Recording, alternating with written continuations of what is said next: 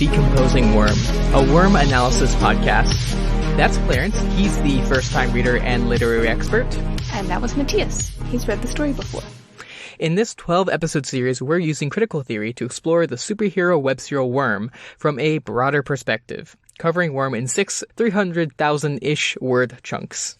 Mm-hmm. And today is part 1 of book 5, Overview. Here we're going to close read arcs 23 through 26, kind of taking a plot-based examination of the story in more of a linear fashion. So we're kind of pulling different emerging themes as we go along. Mm-hmm. And as usual, this is a full spoilers discussion, and spoilers start immediately. So if you haven't read arcs 23 through 26, or you just need a refresher, go ahead and go read those before you listen to this. Mm-hmm. Let's just get into this. So real quick, just to recap, this section covers the behemoth fight, the in-between, the big time skips, and the Slaughterhouse 9000 before we get the entity interlude and understand what the final battle is going to be about. So what were your feelings about the section of Worm, Clarence? I really liked it a lot. I know I say that every time, but like... I live for this kind of moment of like training, you know, in all the stories. Like I like the points where it's like they're kind of getting ready and gearing up for something. And I think that's what I really liked about the time skip of it. But also just like, it was really interesting how much time passed, because some of the other ones, it happened so quickly. Like everything was really kind of jam packed, and it was, you know, just like a really tough couple of months. But then with this one, it kind of like, there was so much more time to kind of, you know, move in and out of knowing and unknowing, I think, which is a really good way to kind of approach the last end, you know, the last stand kind of battle.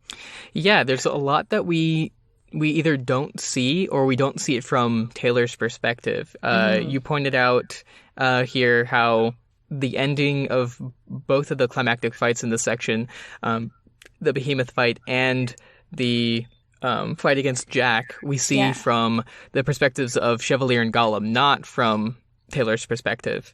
And so we don't really feel that conclusion as in the same immediacy, at least not in the same feeling that we have the rest of the story. And because there's so many time skips, we kind of do have this greater distance from Taylor, because we do get a little less familiar with her as she, you know, grows up, and 2 years pass with her getting supremely focused on this one task. Yeah, we don't really see the like you know, day by day sort of shifts in her mentality, and we've gotten really used to kind of, you know, watching that develop as we're really like kind of closely following her earlier on. It was really interesting kind of shift. Yeah, I think in previous reads of Worm, there was a part of me, I think, that I was like, we aren't seeing all the growth that's happening in these 2 years. And I was like, well, that's like unrealistic, because like in 3 months there was a ton of growth, and then and these, like, I mean, she certainly changes, but it's only the amount of change where you can still, like, you can just detect them rather than an entirely new character, right? Yeah. Like the Taylor of Arc 1 is more different from the Taylor of Arc 22 than the one of Arc 23 is to the one in 26. Yeah, I think so. I think. But I then, you know, thinking about it, I actually don't think that's actually that strange. Like, there's moments in your life that, especially extended moments with extremely high stakes, like happens with Taylor, and huge moments of change that really do just redefine you as a person. And you do continue to change beyond that, but there's more like stability. And you do maybe reflect on that smaller period of time more than you do in the day-to-day after. Yeah, there's definitely kind of these acute periods of time of change. Yeah. Yeah. Now, it just made me think of evolution. You know, that's how they... Oh, yeah. Like, there's these acute periods of, like, dramatic shifts, and then there's, like, instead of just, like, a gradual sort of thing. Yes. Yeah. Yeah. I think that's a good comparison. Okay, let's get into the section-by-section summary. Yes, here we go. So, as usual, as we go through these, please remember it's impossible for us to stop and mention every beat of every through line.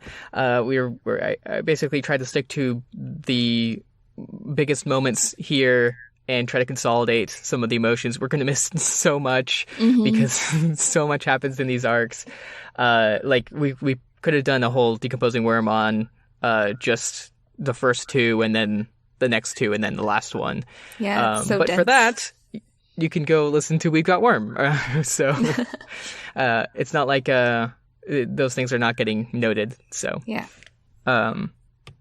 Okay, so let's go. Yes. So we start off with Arc 23, Drone, in which Taylor pretends to be a ward. Mm-hmm. She tries so hard. So we had she does beginning. try so hard at the beginning. Mm-hmm. It's she tries to be a very specific thing that is not the prototypical hero. I don't think that's ever her goal. So we catch up with Taylor in prison and see how she's been doing before Defiant comes to take her to basically do some trial runs with the Protectorate. Mm-hmm. So they test her with a fight against the Adepts after she meets some of the wards, and they kind of talk with her and show some animosity, while Clockblocker also says like how they want her on their side, until they go with them to pick up Pretender before Cauldron appears and makes the mission a bust. She has to kind of go all out, even though they're telling her to use butterflies. But because Contessa took Pretender, they still lost, and the Vegas team goes rogue. Mm-hmm. Yeah. She's gotten so used to, like, she has such a specific way of approaching every battle that she goes into, every fight or every skirmish, that, like, when her tools have been, like, manipulated and she's, like, not in her comfort zone of, like, her utility belt and, like, she knows who she's with, like, I think she feels very, like a fish out of water sort of thing. Like, she's very unsteady, you know? But before we get into, like... Oh, sorry, go ahead. No, it's fine. I was just gonna agree. Oh, before we get into, like, the like, deeper, like, plot stuff, I really wanted to talk about her in prison. Because, like, I was super surprised that she was in, like, a regular facility, I guess? With, like, just regular people. Mm-hmm. It just seemed like, I mean, are there like lower scale prisons besides the birdcage that hold parahumans? Because it just seemed like the facility was like, it feels like they were putting all the other individuals in danger because of her. Yeah. Like, being there, I don't know. It just seemed like a strange place to put her. Yeah. I think that's just one of those parts of this world that is just where they have maladapted to the presence of parahumans. They're still following these old rules, and they just don't know what to do with them, I think. Yeah. On the other hand, she's also, promising cooperation, and so they're kind of rewarding her with a more comfortable cell, right? She gets to read a bunch. Her prison state's not that bad compared to every other take on prison that is in this. At the same time, though, stuff like her noticing all the lice on all the prisoners and stuff, it's not only uncomfortable to her, it's also like, I mean, that's kind of a big privacy violation to every single prisoner, yeah, to isn't all it? Of those other, like that's yeah.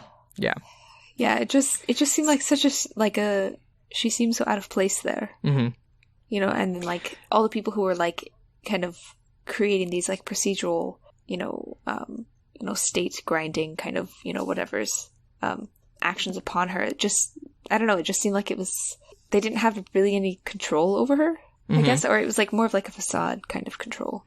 Yeah. I mean, she's there by choice. She could definitely escape if she wanted to. Yeah.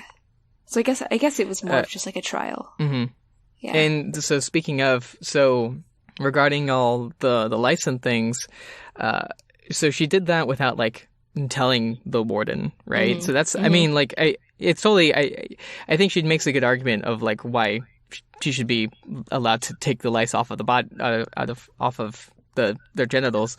But it was definitely a secret thing, and we see that she actually is still being conniving. The distrust is valid, because when she gets back and the warden sets up that bug zapper, she ends up using all the corpses to feed spiders so she can make a new costume. So it's like, she always goes, why don't you trust me, and is annoyed by all the restrictions while also actively trying to circumvent all the restrictions. Yeah.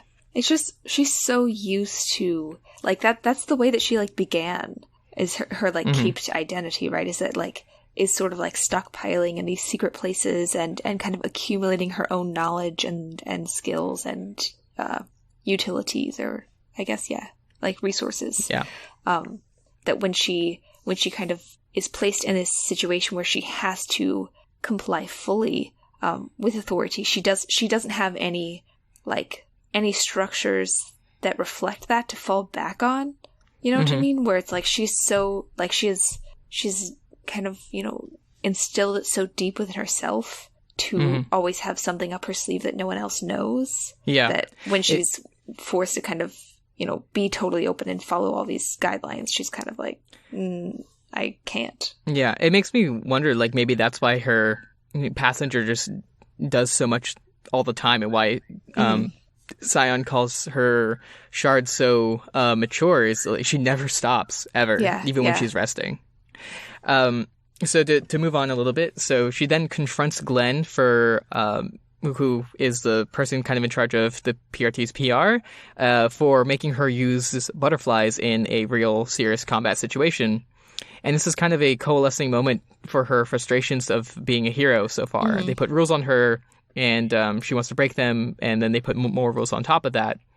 And, I mean, she failed that test too, of only using butterflies, because to be a hero is to, like, keep up that good image even when things are really hard and dangerous.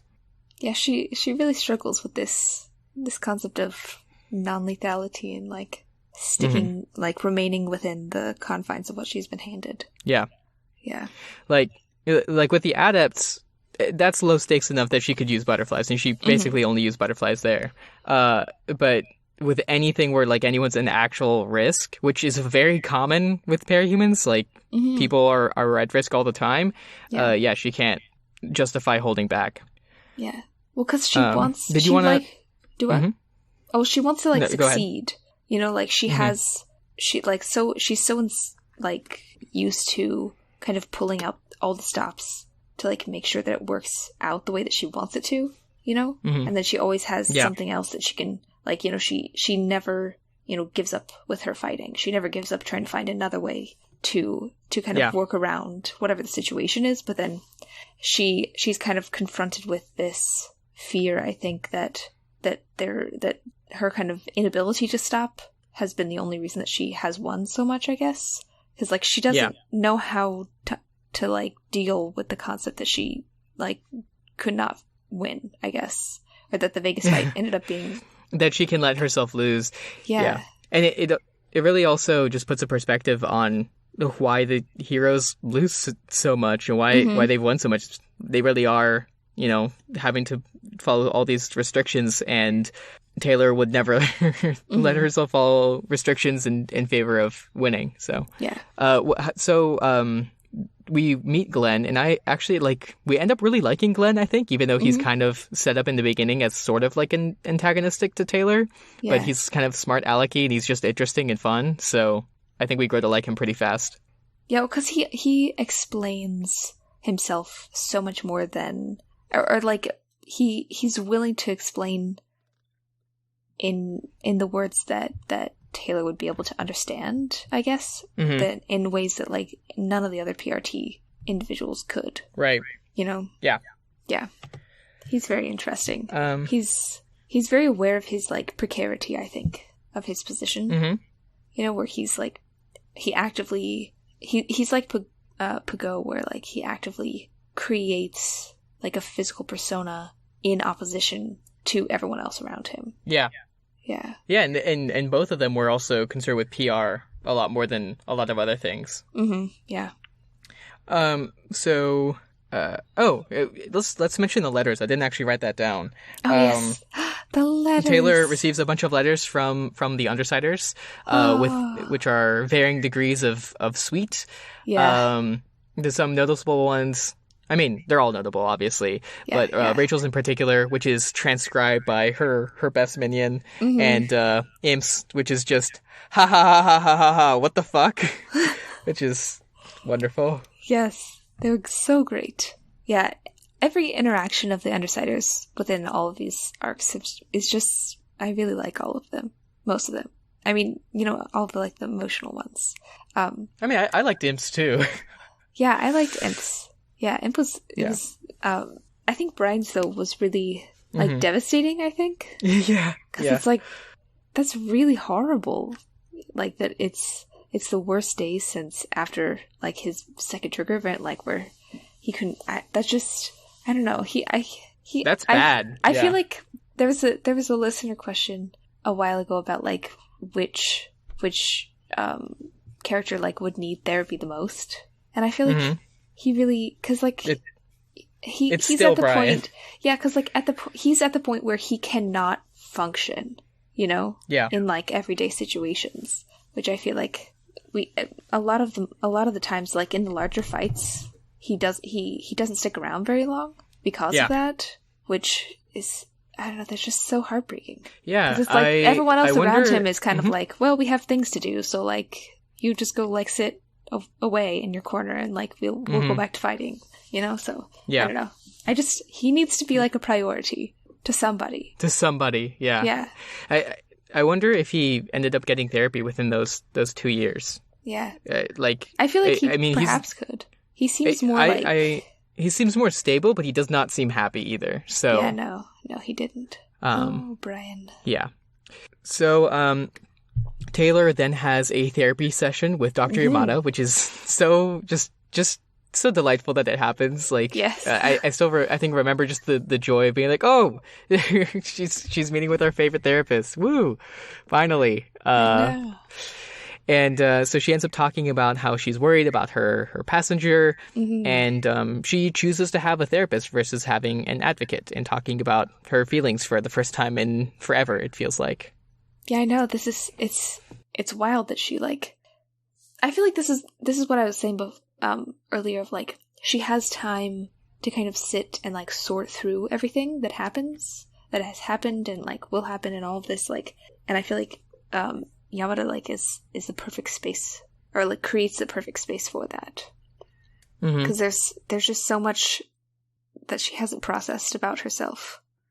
Yeah. Yeah. This is the first lull she's had. Even if these sections are still intense, she does have some actual downtime now, and she can start to figure herself out. Yeah.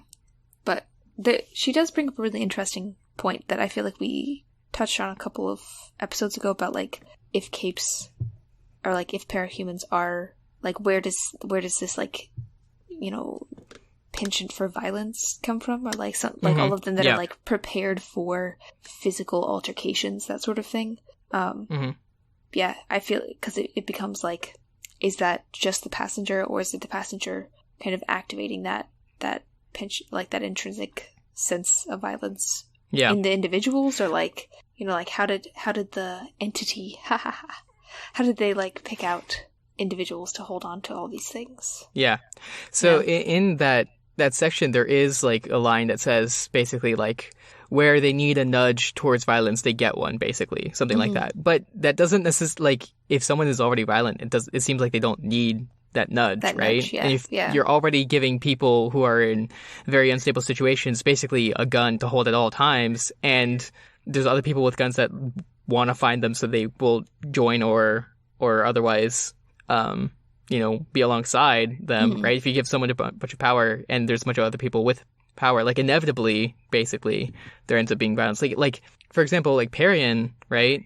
She's not a violent person at all. Yeah. She just ends up in violence all the time, even if she's actually very averse to it. Yeah, she's kind of, like, forced into the situations. Yeah. Yeah. On the question of the self, right, where Taylor is wondering how much of her actions are her passengers, how much are hers, and is there, like, a difference between the two? And I think this is, like, a great basis for a metaphor on mental illness that I think about. Yes. It's a question that I think about a lot, where it's like, we classify our mental illnesses as, like, separate. Like, I mean, not everyone, obviously, but yeah, but there's so much of it dictates our behaviors and actions. Yeah, there's this sort of discursal trend where it's like, or is that there's some narrative that basically is like, these thoughts are not you. They are an other that is not part of you, but it is you, right? It is part of your personality. And even if you don't want it, like, that is the self that you are performing at this moment, right? So it is as you as any other part of yourself, even if it is classified as one that shouldn't be. Yeah. There's still, like, it's still you doing the thinking or doing the actions or whatever. Yeah. That is a really good metaphor, though, I think. Did you had something about improving tactically?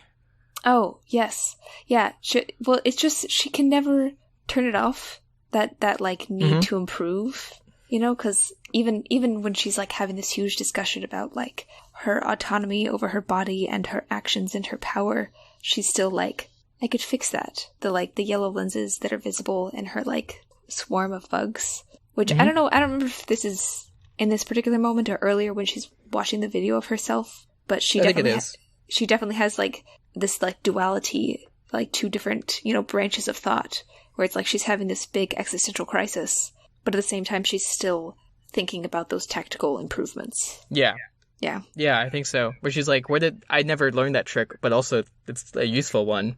Yeah. Or she's at least appreciating it. So in that same interlude, Taylor then goes with Yamada to go and talk to some kids about how drugs are great, actually. Yeah. And they do a Weaver Dice thing. She talks to the most vulnerable kids there. And so she talks here and in other places in these arcs, basically this sentiment about how when she was the warlord of Brockton Bay, she had everything she would have wanted, right? She was rich, she was famous, she was helping her community, but it was dangerous and it didn't make her happy. And I don't know if it's here or another place, but basically emphasizing that like it was the people that were what she misses the most, not any of the other stuff. Yeah. Well, it was sort of like a fight all the time, you know, like there was like she had the people that she loved and all of this, but like there wasn't a moment to breathe at all when she was kind of on top of everything. Yeah. So I love this talk, one, because it's just really, really funny. But also it's one of those times where Taylor actually does articulate her internal feelings where they don't show up in her narration, like with the talk with Brian in his interlude. Yes.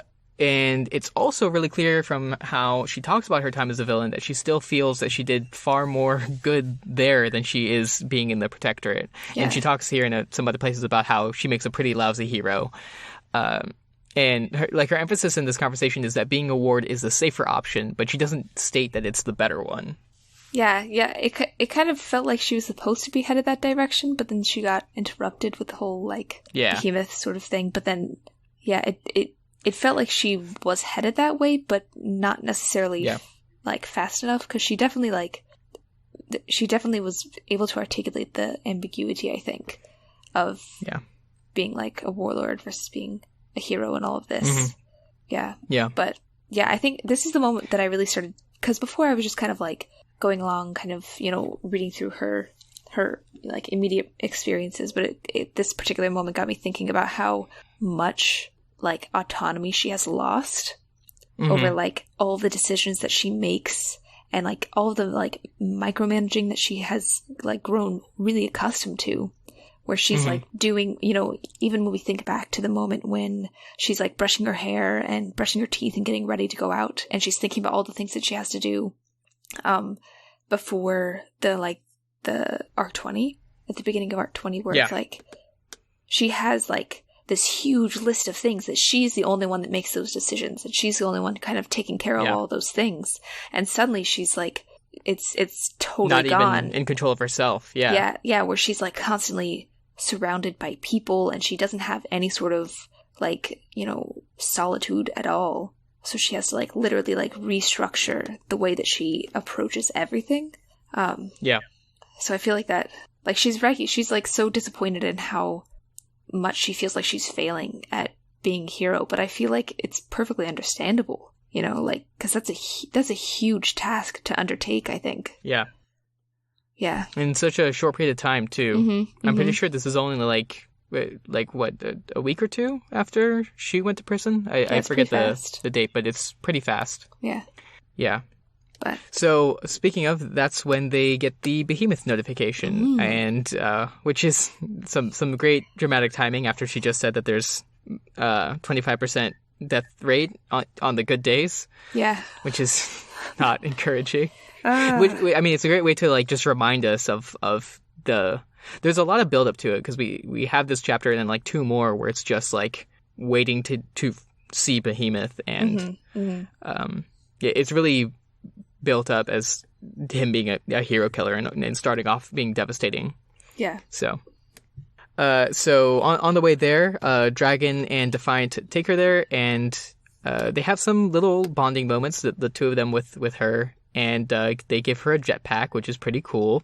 They tell her not to talk to the Undersiders, and so she immediately talks to the Undersiders. Immediately goes over there.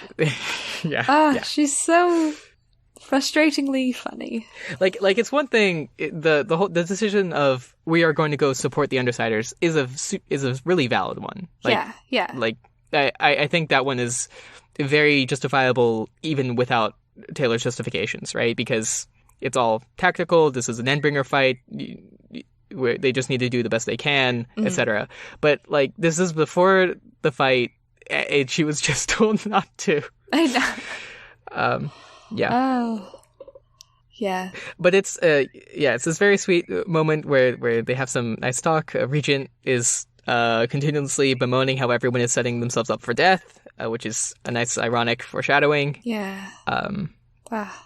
Also, though, there's like, it's really interesting to see the comparison between the Chicago wards and the Undersiders, because she's kind of like trying to figure out everybody in the Chicago wards, but like when she sees the Undersiders, it's like it doesn't even take her like a minute to figure out exactly where everybody stands, like emotionally, physically, like their mental headspace, like all of this. Like she's very aware immediately of how all of them are doing, which is so sweet. Yeah, I really worried. like how.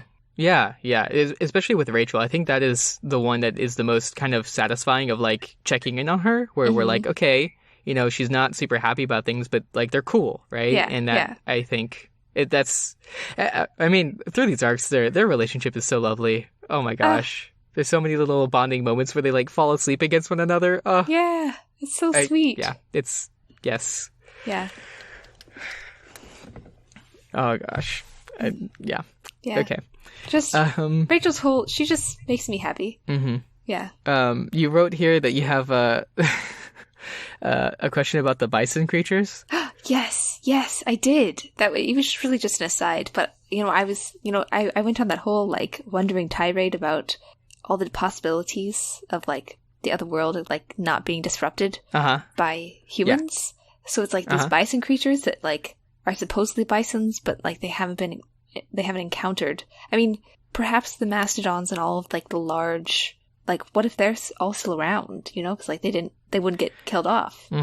Very interesting. I think the ones that Rachel hunts are actual bison, but you do make an excellent point. If there weren't, if humans died out before they followed over the because that was how the mastodons and all of them, like that's how they all died, is because all these. Oh my gods! Yeah, this universe has giant sloths. It still has the giant sloths. Wouldn't that be it should anyway. I hope it does.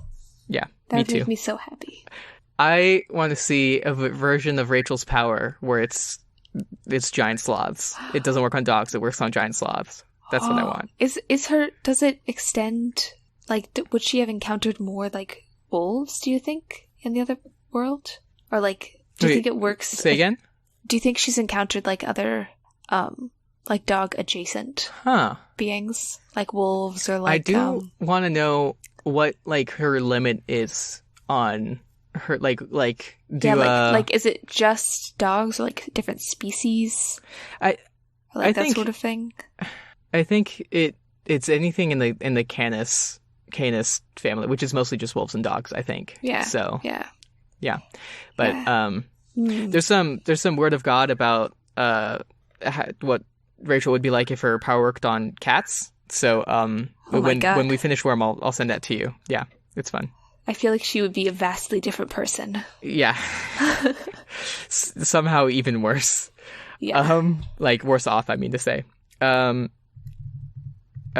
moving on. So you also have some stuff here about the mixing of Skitter's also, costume. I think it was really symbolic too that she's been trying to fit into this role of Weaver, and she feels like she's not really fitting in, and then so now she kind of like takes this moment to like don the Skitter costume again, but then she has dragon's wings that have been gifted a jetpack, so it's like this sort of like blending of her identities where she kind of like is stepping into this like new role that she's kind of established for herself, where she's kind of taking, you know, a little bit of autonomy back into herself, but then not like stepping backwards, you know what I mean? Yeah, it really it literally reflects her idea of finding a middle ground between her old identity and her new. Mm-hmm. And I think there's a lot you can read into how the costumes works, because like in the wake of her switching sides, she's kind of defenseless. Like the costume they give her doesn't have spider silk, and it's over a period of time where she starts building that back up again and building her defenses and finding her new identity. And this one is different. I don't know exactly how you would read into like all the notions of the jetpack, but I think that's a good point too. I mean, she's like, just some points to build off of would be like, she's off the ground, right? She's not like, I guess, I mean, in these arcs, she's less grounded literally, but she also the narration's a lot more. I don't want to say floaty, but like with all those time skips, right? We're not on the ground level as much, right? Yeah, we're not kind of. Oh, it's very like the literary concept of like street level versus like aerial view. Yeah. That sort of like back and forth. We get that a lot. It's also interesting because she instead of, you know, kind of gifting all of the costumes, she's like receiving these gifts from Dragon, which this is the second gift of Dragon's. Which one was the first? Because didn't Dragon contribute to the Weaver costume? Oh, she gave the first yes. Yeah. The design, yeah. Yeah. She was kind of the first one that we saw too that was from the Protectorate, or like of the Protectorate, that was kind of like, well, maybe I should, you know, like there has to be something more to Skitter. And this was like way at the beginning, you know? I don't know, it's very interesting. Yeah. It's also increased cooperation, I think. Yeah. So there's a lot you can read into there. It's Wildbow always does a lot with costumes, and the evolution of Weaver's costumes and abilities and stuff, I think, is a really it's just been quite the really good place to analyze. Yeah. I also wanted to take a moment before we kind of jump ahead to talk about Tecton and kind of like how much it was just so very interesting that we first encounter him when she is kind of in her element, right? She like there's this really interesting moment where all of the wards are kind of like in the background, sort of like the audience on stage in a Shakespeare play, and then like her and Tattletale are having their whole conversation and making all these plans and like doing all this stuff. I mean, so he really gets like a first row seat to a lot of like her like later leadership displays, I guess, because so it's interesting that he's sat down and kind of like thought through picking out specific people to make a team that she could lead. You know, it's very interesting that he kind of like had her in mind when he was like putting everybody together. Yeah. Because he's sort of seen her multiple different times step in as the authority, not just like be appointed the authority, but like as she is wont to do, just kind of jump in and take on that role, right? And so when he like hands her the baton, so to say, now she like immediately jumps in. It's like, okay, I can do this, and she starts like analyzing all of the like individuals and kind of putting up this sort of like the way that she did with the Travelers, where she was like cataloging before the fight began. Yeah, it's very interesting. Yeah. Tecton is really interesting because he is like the charismatic leader. Like in the wards, right? There was the talk about who's the heart of the team in the Brocken Bay wards, and I think Tecton sort of is here, but he's not the on the field leader. Like he's the lieutenant essentially to Weaver and all the confrontations we see, because he really really trusts her. Which is so interesting to me.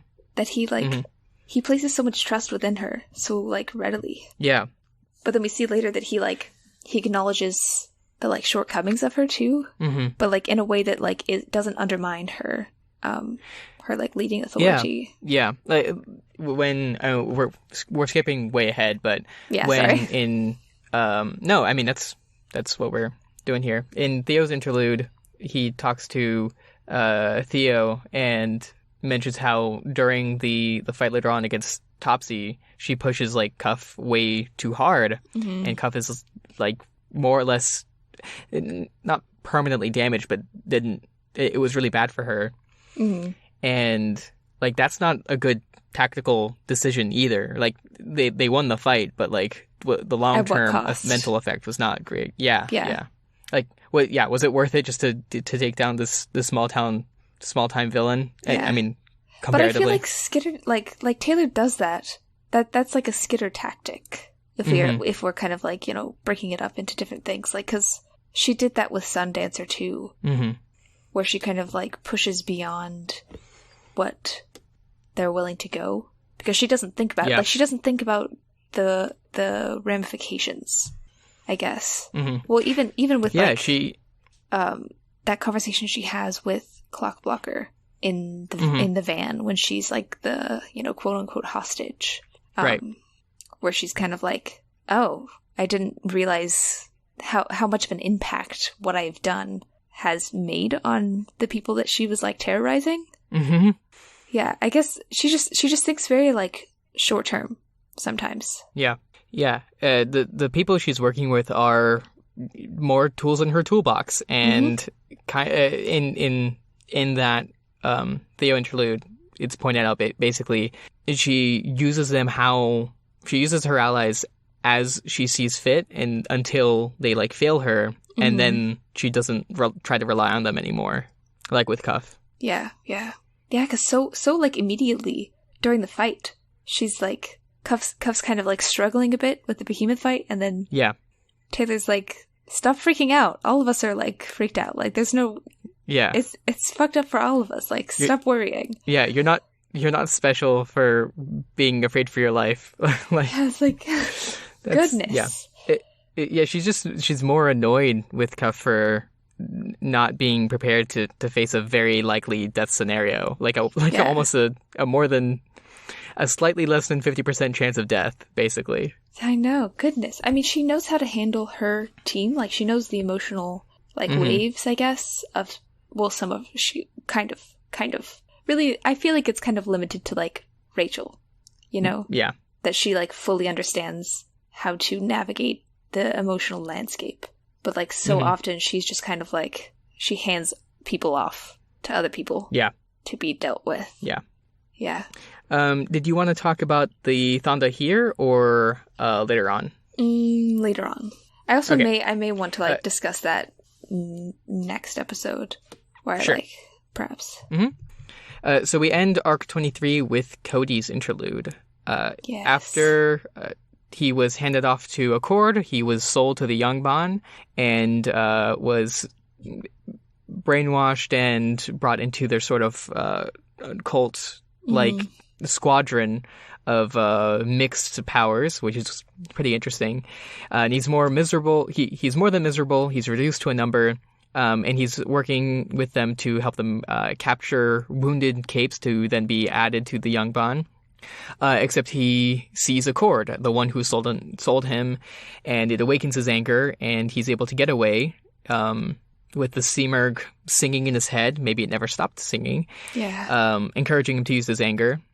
He goes to the headquarters. He confronts Accord, Chevalier, and Tattletale, fights and takes down Chevalier, which is kind of really impressive, actually. Like, he's a pretty comparatively minor cape. Yeah, he took down the leader of the Protectorate on his own. That was so wild. The Yangban are strong. Yeah. He then slices Accord up and almost kills Tattletale, but decides to spare her. And the defense is now leaderless. Yeah. Tattletale really, like, faces death a lot, you know? I feel like Tattletale's, like, always kind of ending up in these situations. Even though she's, like, usually, like, far away, it always finds her. But, I don't know, Cody's so terribly alone, you know? Like for like a really long, there's a lot of that, like the concept of loneliness and like solitude, but like a solitude that's like empty and horrible and sad. Throughout particularly these arcs, you know, and I don't know, he seems so alone, surrounded by all these people, like even with the travelers, and then like later with the Yangban, they're like, I don't know, it's just it's like a really bad situation to be alone and then also surrounded by people, you know? Yeah. Because I feel like I mean, I know he's like not a great person, but like, I don't know. I mean, no one deserves to be in the Yangban. Yeah. Like, yeah. I'm sure every one of them, even the ones that are like the proudest to be there, are pretty miserable. Yeah. Yeah, they're very... I wanted to use the metaphor of like the Borg, but upon further reflection, I don't think that they're quite like the Borg, because they still retain individuality enough to be unhappy, with the interior self. They each have their own mind within, like, that they are trapped in, you know, even if they are like within this group mentality. Man, I wonder what they would do with like a power that lets them like link minds or something to be truly collectivized. Oh my gosh. Because I know there's some not telepathic power. I think, or what was it? But like some sort of communicative. Yeah, there was some communicative power, I think, if I remember correctly. I don't remember which one, but yeah, if they had something like that where they were just in constant communication with each other, then they would be like a Borg or the Borg. Yeah. Sorry, I should. There's only one article to put in front of that. Yeah.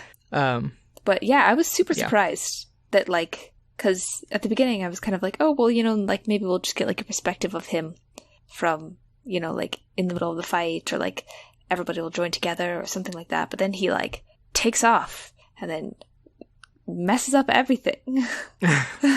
So fast. It happens so quickly. It makes you wonder though how much of that is, you know, his will and how much of it is just the Seamerg, you know, setting a guided missile in motion. How planned was this? Did she see this, or is this like just a outcome? Like the Seamerg is essentially present at this battle. It definitely felt pointed, because like I mean, Accord makes it, like, his vendetta against Accord, that makes sense. But then, like, taking down Chevalier, is that how you pronounce it? Chevalier? And then also almost had I think it's Chevalier, because he's an American. Chevalier, both of them. It felt too calculated for him, because he seems kind of like he seems like a loose cannon, or like, you know what I mean? Oh yeah. Because I mean, his whole like deal that happened before he got, you know, kind of sent away to Accord, that seemed very like chaotic, but then this felt super controlled, you know, so it seems very very like programmed. Also, where did he go? He's just kind of like, he just left, like we don't know what happened in the end. And like we don't know if he died. Is, like, his soul is still empty. Like, is he just like out there biding his time? Is he like one of those missiles that like returns later to cause more problems? And I think he was able to save the girl that was kind to him a couple times, because later on in the next arc, close to the end of the battle, the Yangban show up again, and they're missing their translator, which was her, right? So either she was killed or Cody saved her.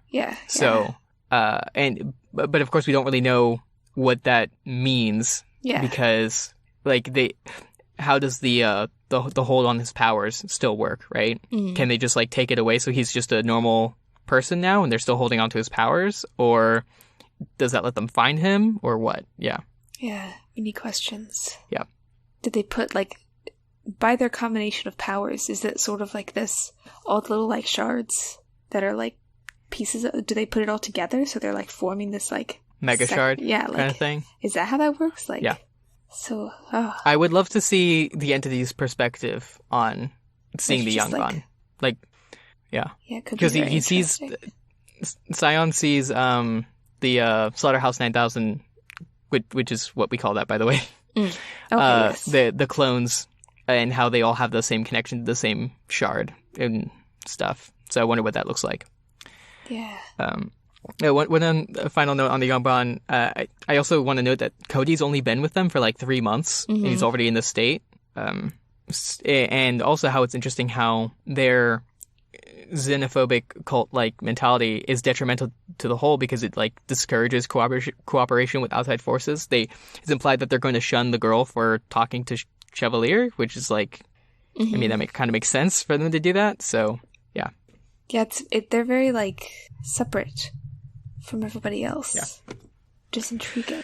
So, So the assassination of Accord and the maiming of Chevalier and Tattletale is such like a stomach drop because we already know that things are going to be hard. We've been emphasized over and over how this fight is going to be so much worse than all the rest, and that is with all the cooperation. Then we're just but we have hope because Accord is here, right? The guy, the plan man, right? Yeah, he makes plans. And Chevy does. Yeah. So we're like, okay, maybe they have a chance of. Yeah, perhaps we have a we're also solution. just interested in what he's going to do. Yeah, and Chevalier does a really cool speech and stuff, but no, it's ruined. Yeah. So that's when we start Arc 24, Crushed, in which Behemoth is makes us feel really bad. Yeah. Yeah. Yeah, we really start this fight with you're just kind of like, honestly, I was kind of I'm waiting, like I was on like tenterhooks or whatever, or the tip of my toes, I don't know, like the moment before potential energy becomes kinetic. I was waiting for Taylor to show up because I feel like she always has the plan. Whenever the plan goes to shit, she comes and like saves everybody. Yeah. So I was like, she's gonna come and save everybody. Improvises a plan. Yeah. Yeah. So I was ready to see what she was doing. I mean, she came up with a plan. The saving everybody part slightly less accurate. Didn't quite work out. Yeah. So she's leading the Chicago wards and meets with the Undersiders, mostly focusing on search and rescue. And then there's some moments between the groups as Taylor adapts her leadership style to work with the new rookies. Mm-hmm. Yeah, it's so funny because synergy is such a strange word to me. Like it to me, like it's super linked to like corporate environments, but it made me happy that like she was kind of like figuring everything out, and they kept using this word synergy, and then they like made this lightning rod that was basically made out of like collective working together, and they were like trying to. It was like a good moment before everything kind of began. Yeah, but it's very clear how different the two like the wards are versus the Undersiders, where it's like there's such a familiarity with the Undersiders that is not present at all with the Chicago wards, or like the way that she speaks to them, I guess. Yeah, definitely not with Taylor. I mean, there's some like a little bit between the wards, but not that much. Yeah. And that kind of familiarity really only shows up while they're talking to the Undersiders, which really shows like how stifling Taylor is. Yeah. So we can talk about their dynamic between the two groups for a second, and also how Imp and Regent are so funny in this, which makes the loss they're in later it's so much harder. Yeah.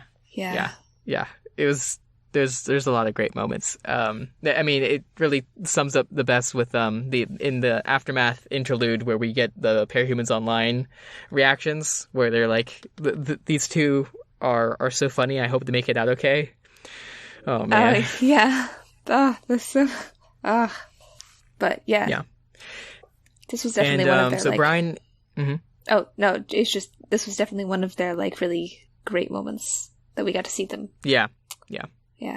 So Brian is having a really hard time because he doesn't have a rock with Taylor anymore, and it's only been like another week since he sent that letter. So and now he's facing off against an Endbringer. So it's not. He's really in great a mental not space to good be in. place. Yeah, and then she doesn't really like. I mean, she like helps a little bit. There's like this nice moment between them, but like she doesn't.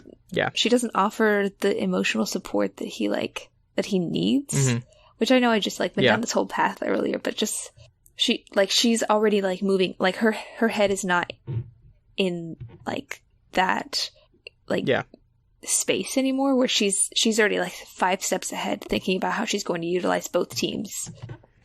You know what I mean? I think she kind of projects her method of dealing with problems on everyone else, which is just to not. I think internally on a lower level, I mean, she never fully articulates this, but it's kind of like she kind of expects everyone to put aside all of their issues and focus on the now and deal with it later, which is to say not deal with it. But yeah, that's not really how it works with most people. Yeah, it became very, very visible at the beginning of this, I think. Because we had that whole moment with Cuff and then like with Brian, and she's just kind of, she's already shifted into that mode of like, I'm only going to be like, offering instruction and leadership and authority and all of this, instead of like offering any sort of emotional support. Yeah. So then there are some complications. Behemoth is just wrecking shit. Then Alexandria appears to Weaver's shock. And they take a bunch of the wounded down to basically the Undercity where the Thonda are hiding / living before Contessa appears and takes all those people and reveals her power, which is that she sees the path to victory. Yes. Very intriguing. Where I was very fascinated because we don't see a lot of like powers that like echo each other very often, but it seems like she's sort of like she has the same amount of like seeing the solution, right, that Accord does, but then she doesn't have that sort of like drawback that Accord had. Well, I mean, besides his like murderous, thoughts, but like his like Cassandra's curse, where like nobody believes him or doesn't follow his instructions. Because she can just tell people her victory that she gets a path to can be convince people this. Yeah. We'll have a lot more time to talk about her power later, I'm sure. Yes. She's very interesting. So we don't necessarily have to now, but she's completely overpowered. It's so unfair. Dinah, right? She can look in the future and like look at a particular scene, and it's extremely painful, but she can look and see what a certain future is, right? The future where she's alive or whatnot. And Contessa basically has that, except with none of the drawbacks. And yeah, I know. Like, how does she end up with this power? Yeah. Yeah. So then Taylor goes off on her own to find Behemoth's goal, which is Fierce and his time bomb, which is a great pun. I loved it. I love how he talks so much. Only this is joke. It's great. Yeah. And she has a nice chat with him about being a ruthless villain and taking gambles with people's lives. Yeah, of course. Yeah, this is a funny little aside. Also, I just we saw this a little bit like with some of the other huge fights where she would like have these little like side quests, or like she'd have these like conversations that she'd have to like decide, or like she'd kind of like take a step away during the fights and then like return, that sort of thing. But like I feel like it happens very like multiple times in this, right? Because she like kind of goes down into like the like below space, I guess, to go visit the Tonda, and then she like wanders off. I mean, this is like it's related to Behemoth and everything, but she sort of like is in like the behind the scenes sort of thing, kind of figuring out, kind of accumulating all the knowledge so that she can like return with all of this like authority. Yeah. Also, she definitely like is still living in that sort of like gray space, which I feel like we kind of saw her thinking about when she was talking at the middle school, and then like it kind of became embodied when she like donned her old costume, and then now it's kind of like lived out in her like behavior where she like unconsciously is like threading the gun, like not even thinking about it, and then kind of like having her little chat and everything. Yeah. I mean, she comes into this conversation disagreeing with Fierce, right? Yeah. But you kind of get the sense, especially as she gives in pretty quickly to his arguments, basically that if it was her power, right, if her power was this time manipulation and she wasn't a ward, I'm pretty sure she would take the same action he is, right, taking this giant gamble, because like that's what he can do. Yeah. And also I think it's that this is a really like interesting echo of how Taylor uses her image, because where before as Skitter intimidation was her image, And now the PRT wants her to soften it and become more like a traditional hero.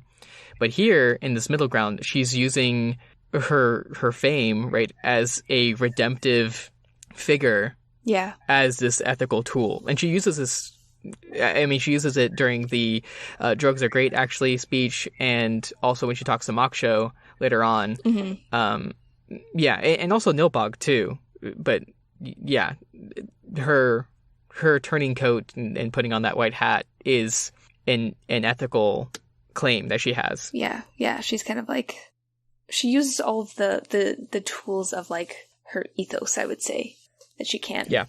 Yeah, and on most of her arguments. Yeah. So then, after getting Fierce to agree to hold off on his attack for 15 minutes, which is not a lot of time, she goes back to the battle and starts gathering people up for the fight. In the process, before they can pull everything together, Imp is about to get struck by lightning, but Regent jumps out of cover, yells at Behemoth, "Hey, shit, Crumb!" and gets struck and dies. His sacrifice was so much. Especially because I think the end of his life was very different than how he lived his life. Yeah. Where, like, he kind of, he became what he wanted to be in, like, the last moments. You know what I mean? Like, he sacrificed this, like, greater caring, like, because he had, like, caring for someone besides himself. And, like, that witness that we were, the empathy that we were talking about, that he really only witnessed kind of secondhand through, like, watching other people. He sort of, like, had that moment where he kind of was able to, like, step outside of himself in a way that he never had before. Yeah. It's a really selfless action, which is new for him. Yeah, it's very interesting. So in the wake of it, Taylor is actually, like, pretty fucked up about it, even though she continually denies it. Skipping ahead a little bit, there's that moment where the Undersiders all get together and they mourn him for a second. They all just say "fuck," and it's really, like, affecting. It works really, really well as a send-off moment. I thought it was great. So to go back, Taylor basically coordinates with all the remaining main heroes. They get together in a fast-forward time bubble. They make a plan. Taylor's going to fulfill that promise to Rachel that they're going to fuck him up. Yeah. So they make the plan. We don't see the planning stage, but the plan comes together pretty quickly, so we can kind of get it. They extend a chain powered by Foil's cutting ability, and they cut off his foot and then his knee. Eidolon creates a tube around him, and Fierce strikes, devastating Behemoth like never before, leaving him only a skeleton. Yeah. But it's not enough, and the realization as he starts marching forward again is crushing. Yeah. It's horrible, because you're so excited that she's, like, figured it out, you know, and then she, like, comes back with all of this control and, like, this knowledge of what's going to happen and all of this. We think that she's figured everything out, you know, but then suddenly it just doesn't. Yeah. Yeah. Although it was nice to kind of figure out, I mean, I should have mentioned this before when we were talking about Fierce, but it's nice to figure out that there are specific targets that the Endbringers are looking at. Yeah. Because something that is purely chaotic is more terrifying, I think, than something that has specific intentions or motivations. As we see with Khonsu later on. Yeah. Yeah. Yeah. Also, it's super fascinating the way that they, like, are, like, made to be frightening and dense and all of this, and I don't know. I still have questions about who fashioned them, because we don't know. But, I mean, I don't know. Yeah. Yeah. I have suspicions. Yeah. The Behemoth marching forward after that is just so, like, demoralizing even to readers, because it's like we already knew that the Endbringers were just, like, playing along, right? Yeah. At this point, or at least Tattletale, like, confirms it for us. But it was just like there was hope. Like, this especially, yeah. And this especially is just like what even is the point? Yeah. Because if they only leave when they want to leave, right? And this is the most damage that's ever been done, and it's not enough. It's kind of like, why are they even fighting? They can't do much more damage than this. So yeah, it just seems so unachievable. Yeah, of victory against. Luckily, they're the definition of victory changes after this fight. But Yeah. it's also interesting how this is another case of when the chain of command falls apart, Taylor picks it up. Mm-hmm. She sure does. She started to with the Leviathan just a little bit with the coordinating, and then she did it just with the villain side against the Slaughterhouse 9, and then she definitely did it with the Echidna near the end, and again here at Behemoth, until finally during the Slaughterhouse 9000, she's formally in charge. Yeah, finally, they've sort of like given her that.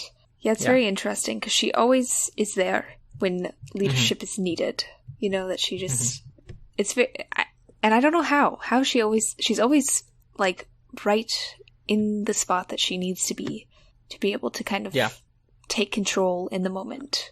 And then people are just kind of like, we don't have any other authority, so we will take the instructions of this young child who seems to know what she's doing. Yeah.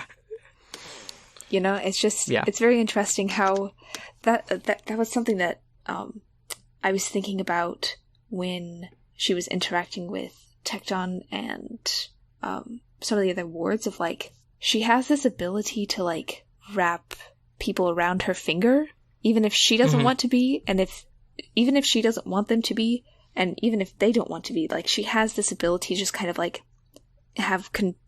to get people to do things. That I haven't figured out how she has that ability, but she just actually, I suppose perhaps it is because of her like queen administrator shard. Is that why? Because she's like the last one, she has power over everyone else? Hold on, let me just think about how I'm supposed to respond to it, because I don't know. But I don't know whether confirming or denying would. Alas, I don't think because during Science Interlude we see how her shard is just connecting to all of the bugs. Okay, that's what it says. It's not just interlude. Like it's not. So I don't think there's anything in the text at this point that says that her power is making her more able to control people. Yeah. That said, maybe the shard like picked her because she would be good at it or something. I don't know. Yeah. Or maybe it's influencing her to be better at it. Yeah. Very intriguing. The last thing I want to mention here is just the observation of, especially after 5 rereads, this is really obvious, but how Foyle is so clutch in these things, in all these big confrontations, because she's the one that can cut through all the invulnerabilities. I mean, we find out why her power is so incredibly useful at the end, because it was that original destroying power that the entities used. Yeah. But she's always basically integral in these fights, while also not being the main enacting force. Yeah, she's always like used in concert with others. Yeah. So then we have Chevaliers Interlude. So we see his backstory, his entrance into the wards, and how he sees glimmers. These sort of I don't know exactly what to call them. But they're like sort of like shadow. Phantom. Phantom interpretive images of their powers, essentially. There's some really interesting ones there. I like the description of Tattletales, which is a many-eyed thing peering around at everything. Yeah, it's so fascinating. Accords, which is an old computer. Yeah, it's really interesting because it's like, are these the original things that the power came from, or are these just interpretations? Yeah, is it him making sense of those sorts of things, or is it just to tell him what's going on? Yeah, it's really interesting visually, I think. Yeah. So we see how there was this vision of the wards, which was where teenagers with powers could practice their powers in safety, and now they regularly fight Endbringers. So didn't quite turn out. No. In the present, he's injured so much he can barely walk. His steps down the stairs are just an ordeal that leaves you tense as hell. Yeah, it's so painful. But with the help of Tattletale and then Defiant, he approaches Behemoth, using his cannon blade, incredibly powerful, to deal even more damage, until finally the radiation melts his suit, and he's not able to move, and he basically is ready to give in. But then Siren appears at the last second. He heals the radiation and then executes Behemoth. Chevalier is such a tough leader. or not tough like in like mean, rah, that sort of tough, but like he's very full of grit, I guess. I don't know. He's very much a survivor sort of type, where he like. I was very worried. Implacable. I was very worried about him after Cody shows up and like cuts him up and everything.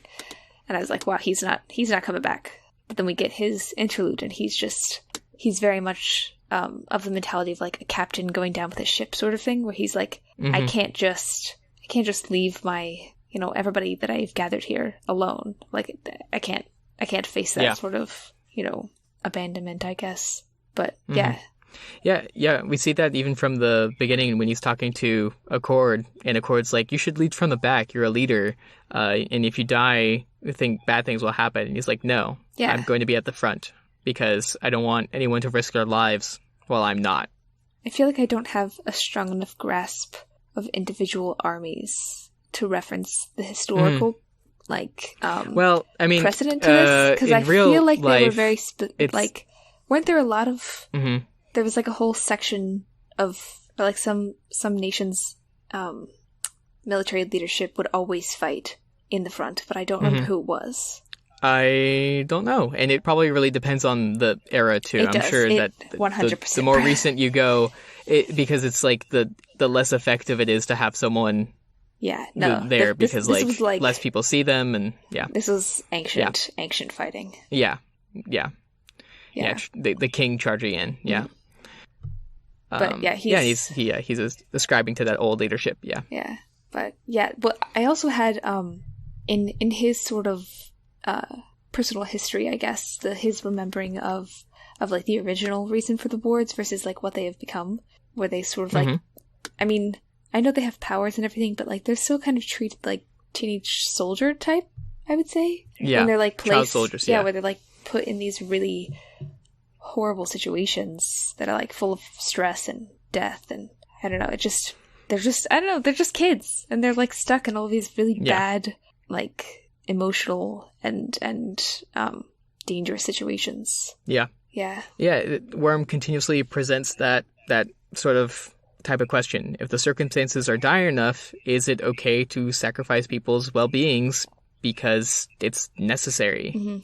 The PRT doesn't let the wards fight Endbringers just because it's convenient. They do it because it's a war of extinction. Yeah. I feel like Taylor definitely buys into this concept. Where she's like, 100%, if the situation is dire enough, people's well-being should definitely go out the window. It doesn't matter. Yeah. But the end of this, Scion appearing, all of this. I feel like he just... Why was it this particular moment that he decides that he should execute Behemoth? Oh, well, it's because Kevin Norton, remember, during his interlude, which is after Leviathan, talks to him and was like, you gotta kill them. Yeah. Dang. And so this is the first time that he's fighting Endbringers after that talk. Yeah, very intriguing. Still begs the question of who is giving them the motivations that they have. Yeah.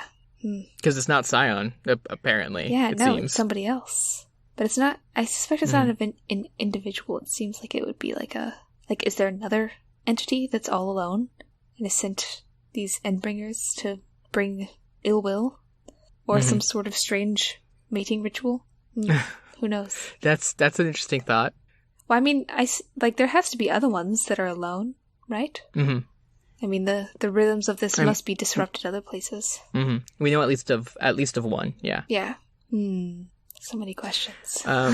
Yeah, and more to say during the speculation section. Very true, very true. So on Scion deleting Behemoth, the feeling I get, it's such a complicated feeling, because especially as a reader, like knowing that basically Scion was more or less pre-committed to doing this, that it doesn't really matter how much damage the heroes did. Yeah. So even though it feels like a tremendous victory, it's this horrible dramatic irony that like none of this mattered. Oh, I know, it's the cutting off of his foot, the Fierce laser, all of these countless people dying and Regent dying, doing more damage to Behemoth than to any Endbringer ever before. It's all overshadowed by the dumb Superman finally showing up and deciding to change his approach. Yeah. Like, Also, I don't like, think... what was he doing as they were doing it? Like, he was wandering around the Earth, doing other things. Like, does he not pay attention to the news? Apparently not. Saving cats from trees. Yeah, goodness. Yeah, it does feel so much more painful after we have that realization. Yeah.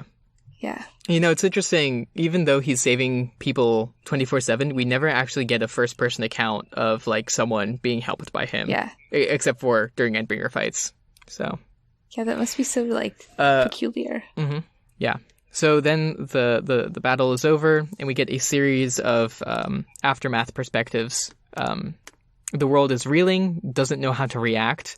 They're all kind of waiting for the other shoe to drop, and Taylor's video surfaces immediately to control the narrative. We later find out that Glenn did it, and everyone starts to respond with there's a mixed response to her video. Yeah. And we also see that Taylor's dad is afraid of her. I mean, it makes sense. True. She did murder someone and 2 people in front of him. Yeah, So, like, I get it. That's a lot to process, and it hasn't been that long. Yeah. And then he has this video to come to terms with, and, like... Yeah. Yeah. But, I don't know. She's still, like, his kid. But I don't know how far that argument extends. You know? Yeah. Yeah. But the way that the Aftermath interlude was written, I think, was really interesting. Because I just really like the ones that, like, jump around a lot, because it's fascinating to me, because we get a lot of different perspectives. And I think my first question is, did she not know Theo before? Like, would she not have recognized him? No, I don't think she. Yeah, I don't think she recognized him. I suppose they never really encountered each other before, because he's, like, a couple of years younger. I don't think they encounter. I mean, it certainly is not completely unreasonable for her to, like, you know, have seen or heard of him, because his identity was public knowledge. And, that's true. I mean, probably, I think. Like, his family was all revealed, right? Yeah. And if he talked about Brockton Bay, right, she'd be like, oh, you're from Brockton Bay and you have powers that are, like, generating materials out of walls? Mysterious.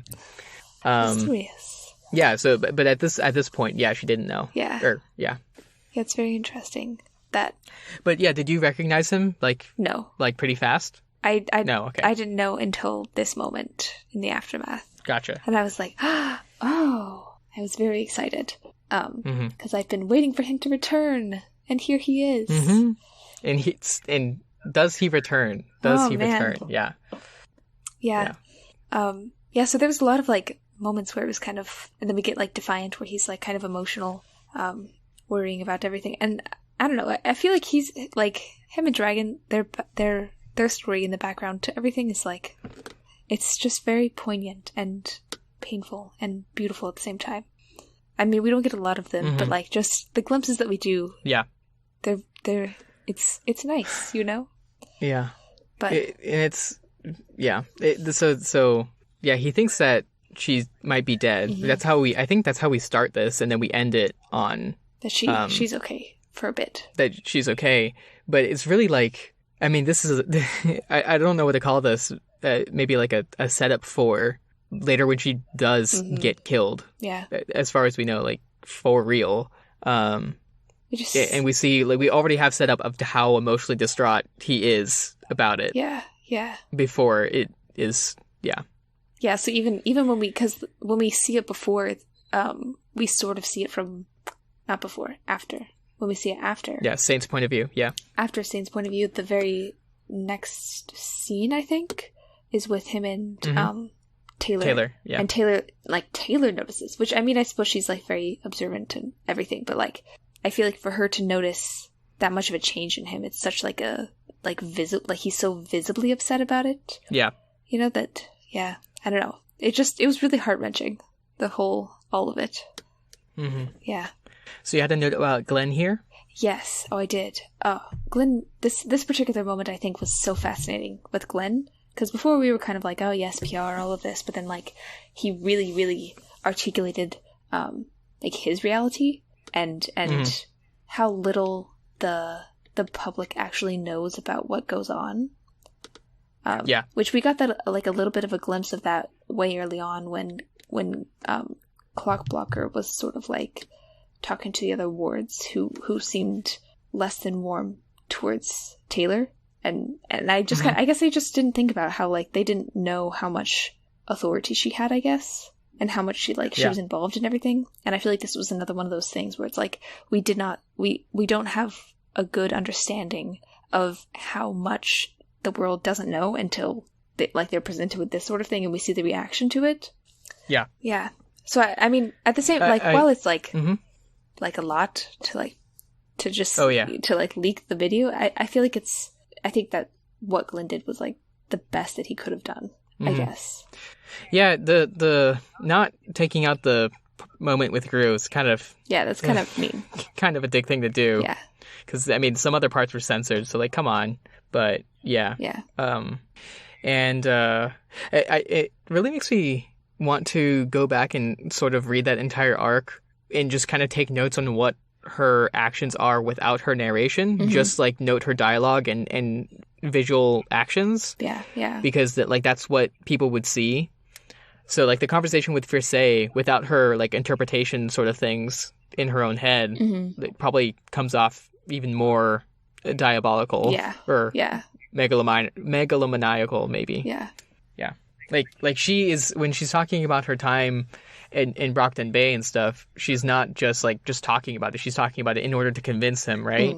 And that's a totally different audience than the one that's watching the video. Yeah, they don't see the internal motivations behind her, like, rhetorically and the translation. Speech. Yeah. So then we enter Arc 25, Scarab, in which things get worse. Or at least we get ready for things to get worse. Yeah. So in the wake of this, the PRT is pretty angry at Taylor for her actions during the fight and just her general non-compliance with their rules. And so in response, instead of just cooperating, Taylor starts a campaign antagonizing them, starting with her broadcasting their private meeting with her to everyone in the building. Yeah. And so a lot of the heroes are on her side because they know what it's like to be out in the field, and they're able to back her up enough that she doesn't go to jail. I mean, that action is pretty justifiable. Like, they're like, oh no, you've made an enemy of us, but also, like, she was going to go to jail for 2 years, so it's kind of like, well, she's not in jail now, so that's still a win. But other than, I mean, it's still pretty, like, very antagonistic and kind of short-sighted in a lot of ways, but... yeah, so the PRT and Protectorate kind of are at odds. There's too much bureaucracy that holds them back, but also the, non-capes want to feel like they have some sort of control over their lives, right? Her campaign is really aggressive and is one where she's gunning for increased combat against villains. That way she can show off her strength and continue getting victories. That's where she has some fights against, like, Topsy and things like that, and a bunch of off-screen fights. And she ends up pushing her wards pretty hard. Yeah, she becomes very, like, single-minded in this sort of, like, plan that she has. Also, it's very interesting that the PRT, that when they're kind of discussing her fate, they do kind of, they call her the, like, very cult leader-ish and, like, the manipulator and all of this and predictable, which, I mean, I guess is all true, right? Like, she has what we were talking about, where she has this ability to, like, sway people and kind of put them in places for them to act in ways that maybe they would not have if she had not told them to do so, or kind of set them off down that path. It's really interesting. I think I noted specifically because when she's placed in this leadership role, like when she starts running missions and everything, she's even more deliberate and exact in her, and measured, I would say, in her actions when she's, like, working within and around the, like, PRT and the Protectorate stipulations. Like, she's even more controlled than when she was kind of enacting all of her, like, villainous plots or whatever you should put in, like, when she was the warlord. Like, she's even more, like caustically exact, I would say. Yeah, especially, I mean, that is really obvious in the fight against Topsy, in which it's, like, start to finish, she more or less knows how the fight is going to progress. I mean, it gets a little hairy near the end, but other than that, yeah. Yeah. And she's like regaining her ability to control the situation. Because before, when she was kind of like trying to find her feet within the ward, she was like she felt really at like, she didn't have the ability to have any sort of autonomy. And now she's kind of like... she also, in those fights, she wasn't a leader. Mm-hmm. In this, she is. I don't know if she knows how to fight not being the leader. What do you mean? Oh, yeah, that's a good point, yeah. You know, like, she's so used to, like, calling the shots. I mean, her power is basically to be aware of the entire battlefield, right? Yeah. So it's kind of hard for someone to, like, give her orders on what to do when she has way more information than they do. Mm-hmm. Yeah. Taylor. Mm-hmm. But... yeah. Yeah, it was... oh, wait, sorry, go ahead. I was gonna say, so, on... the PRT talking about her, her cultish, leaderish, manipulator kind of abilities. It's so interesting because it's oxymoronic because like Taylor, she is really socially awkward and uncharismatic, right? So I mean, funny that and becomes extremely obvious at the talk show. Yeah. Like most people don't like talking to her, right? And yet, somehow, she consistently pulls out the results of charisma. Yeah, she consistently so gets people to be doing and following her ideas. Yeah. Yeah. Because she returns in the beginning of this arc to that sort of like, where she's like calling herself lame again in some of the moments where she's like, oh, why did I say that? All of this. And then she doesn't know how to react when they're like pranking her. She's like very uncomfortable in social situations. But then, like, she has these, like, bold move plans, right? And then she knows immediately what to say to make people go and, like, to place people into the positions that she wants them to be in.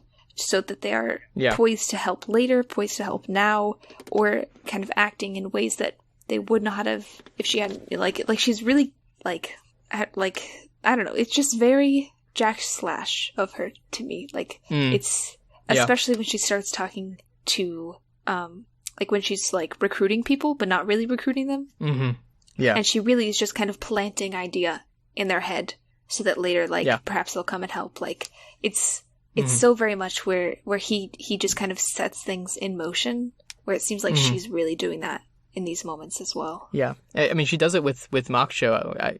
I don't know if you noticed, but later on, during the Slaughterhouse 9 fights, at one of the confrontations, there's a parahuman, a cape on their side named Romp, who has Moksho's power. And so we basically assume that, she did eventually turn. Oh, I didn't notice that, but that does make sense. Mm-hmm. Yeah. Yeah, she doesn't know how to do, like, the daily bits and, like, the like, small, just social, but, like, when she has a goal in mind... and she has a plan, and she needs people to do things. She knows what to say. Mm-hmm. Yeah. So her confrontations with the PRT sort of peak at this sort of talk show thing where they push her, and she's really, really awkward at it. It's actually really funny, but it's also like extremely uncomfortable to us, and we're like, oh god, what's she gonna end up saying? Is she gonna like basically say it was great being a villain or something like that? Yeah. Because we're very aware that, like, in this sort of scenario, it's very easy for her to get outmaneuvered. Mm-hmm. But she's saved when there's another Endbringer attack.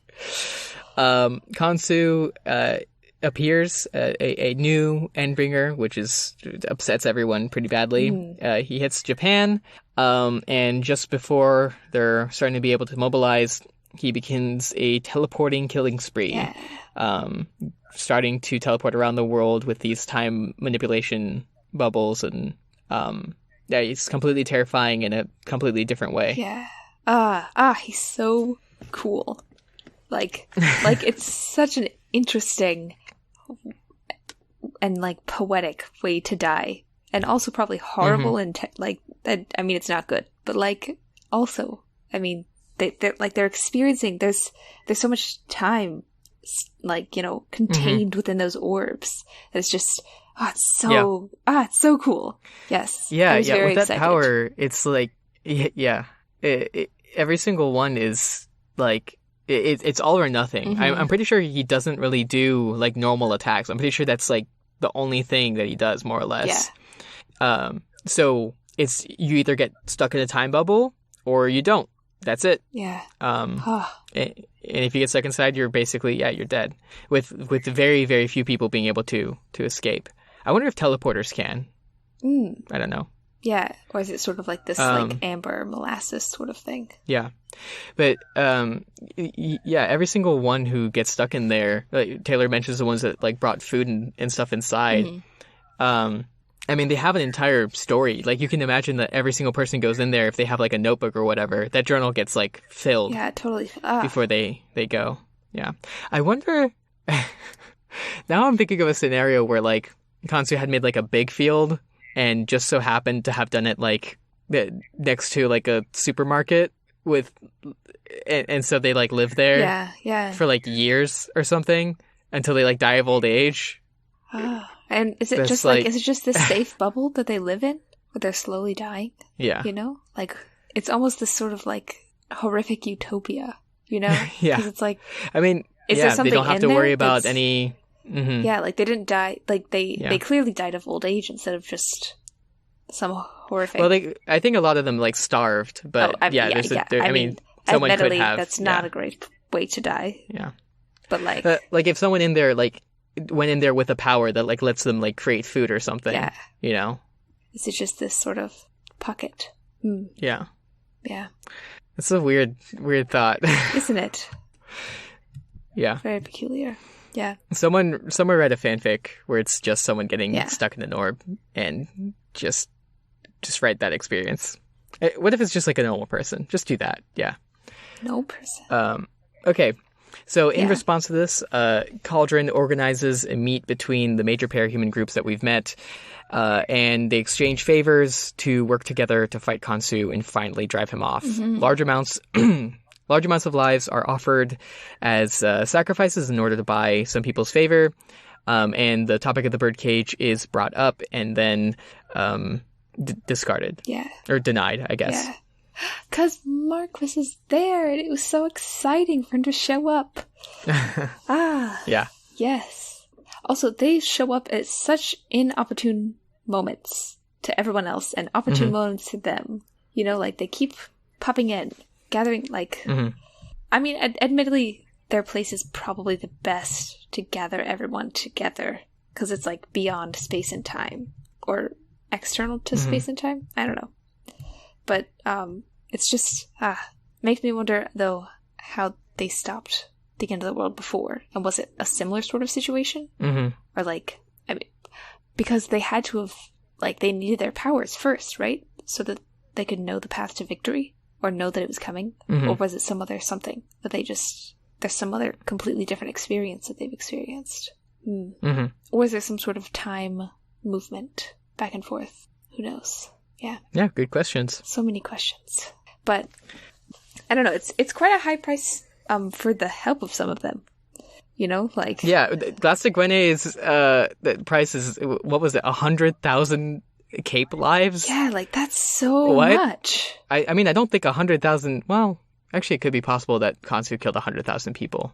I don't think he killed 100,000 people, but he could have. Yeah. Well, because he's moving around, like, a lot, I guess. Yeah. But it's just...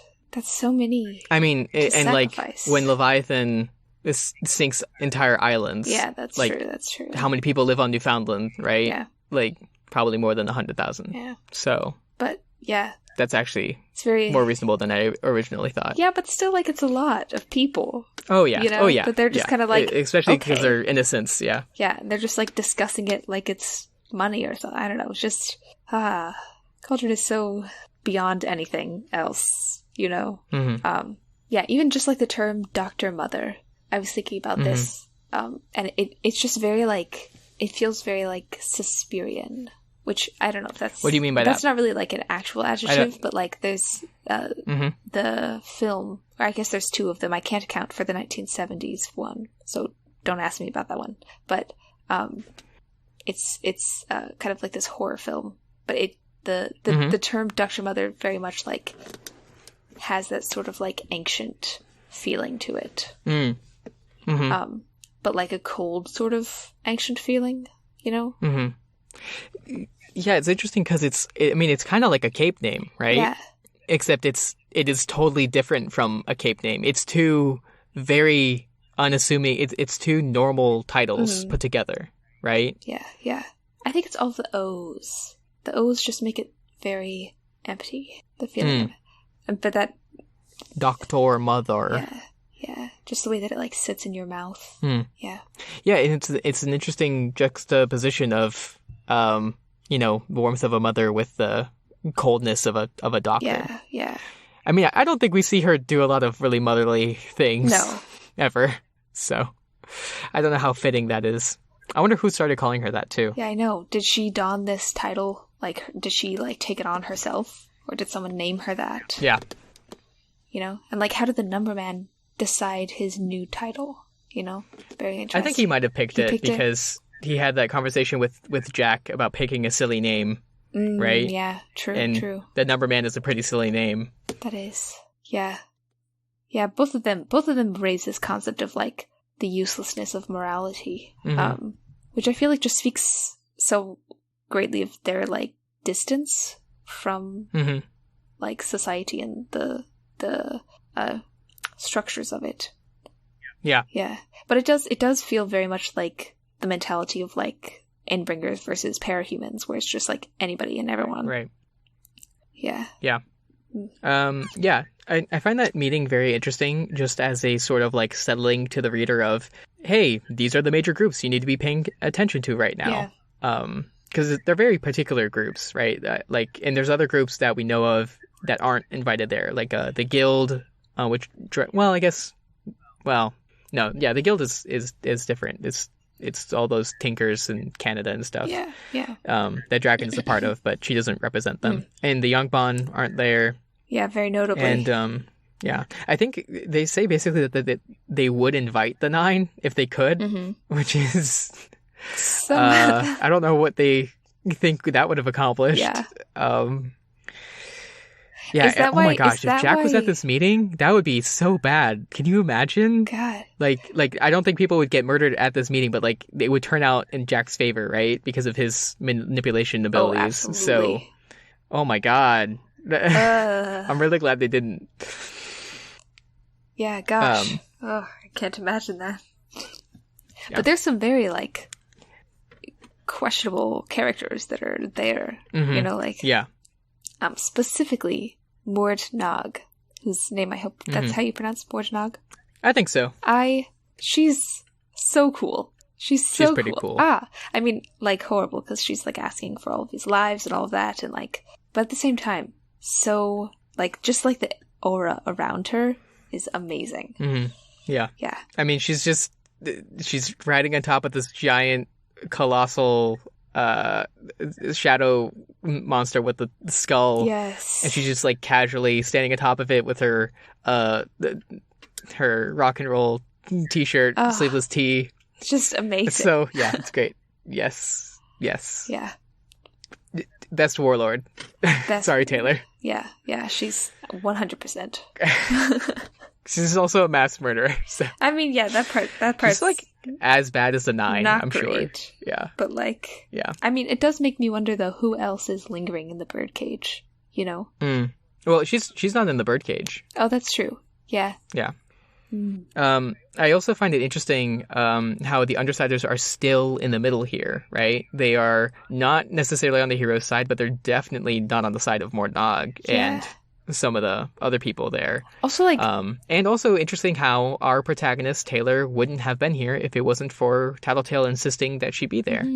They have just the funniest way of ending up exactly where they need to be. You know, the Undersiders. And Taylor specifically always ends up exactly where she needs to be for a specific information or specific thing that needs to happen. Or like, you know, like... Yeah. It's very... like, with this, like, I don't know, she just... I don't know how she has this ability to just kind of pop in wherever she ends up. You know, like... And then wherever it is, she has some sort of influence that she exacts, or, you know, like, enacts or whatever. Yeah. Yeah.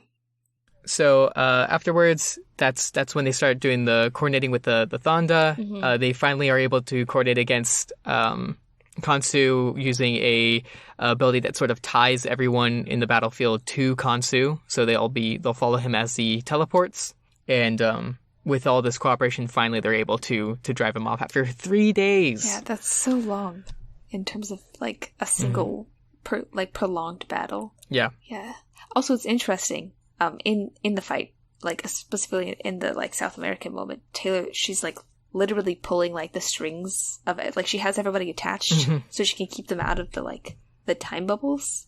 And she like she's like literally pulling like thread like a puppet master, which I feel like is like even a step beyond what she usually does. And it's such a like a sharp visual image, that fight specifically. Yeah. Yeah.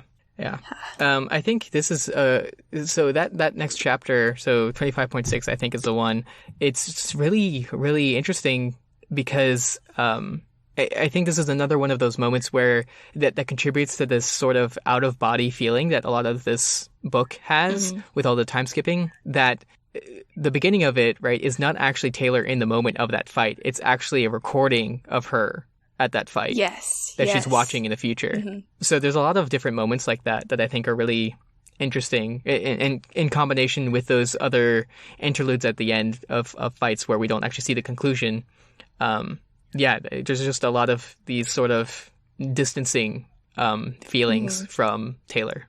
Yeah, we get a lot of like of external looking at her, because like some of the other interludes, they'll like earlier on we'll have gotten a clear perspective on what had been happening, or something that happened far away, or like a detail that we wouldn't have seen if she was around. But then now it's like we've turned that lens upon her instead of kind of peering around at everything else, because the world is already built. We're just kind of now we get a lot of kind of rotating perspectives, I think, which is a really interesting sort of turn at this particular moment. Yeah. Also, I was not expecting so much time to pass so quickly. I thought that we were gonna like maybe have a few jumps, or like I don't know. I guess I just had gotten so used to like being so close to every action that when we kind of entered into this sort of like not montage, but like like the time movement, like it felt I felt jarred at the beginning, but then I immediately was like, okay, I understand now. It didn't feel like peculiar at all. It felt very like natural. Yeah, like I'm of the on the side of like, I think the way that it's done like works.